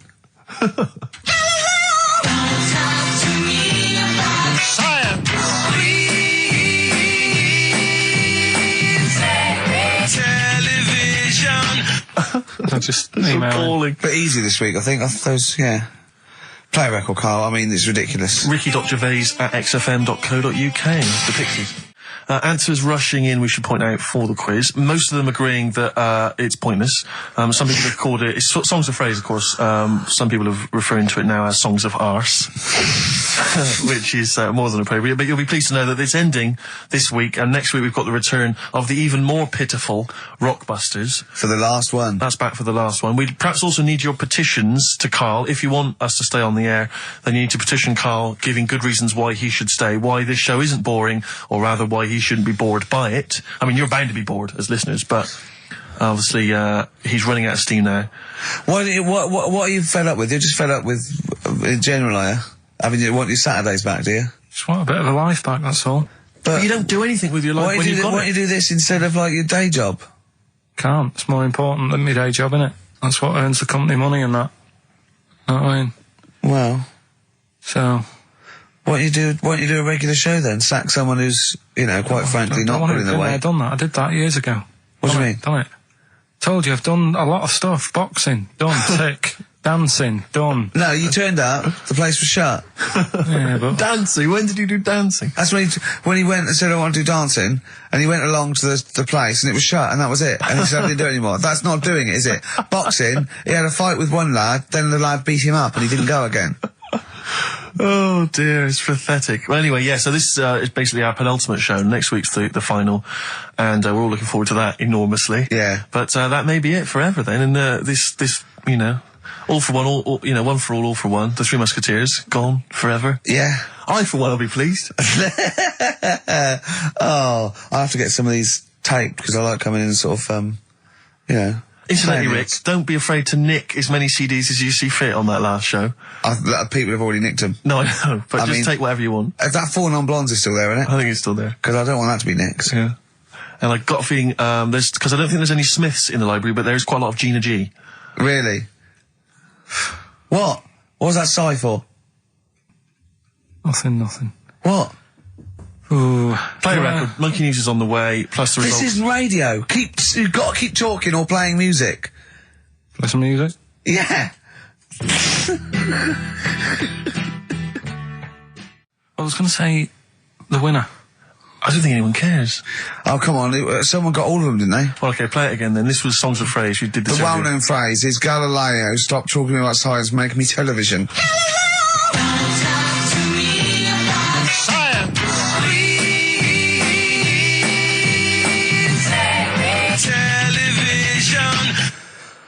The most convoluted, banal quiz on any radio station ever. I mean, I'm including Moyles, Chris Evans, do you know what I mean? Simon Bates. That's worse than anything they ever did. Apparently, Channel 5 have bought the rights. Anyway, what were the answers, Carl? We had Queen in there, Altered Images, Thomas Dolby. Yeah.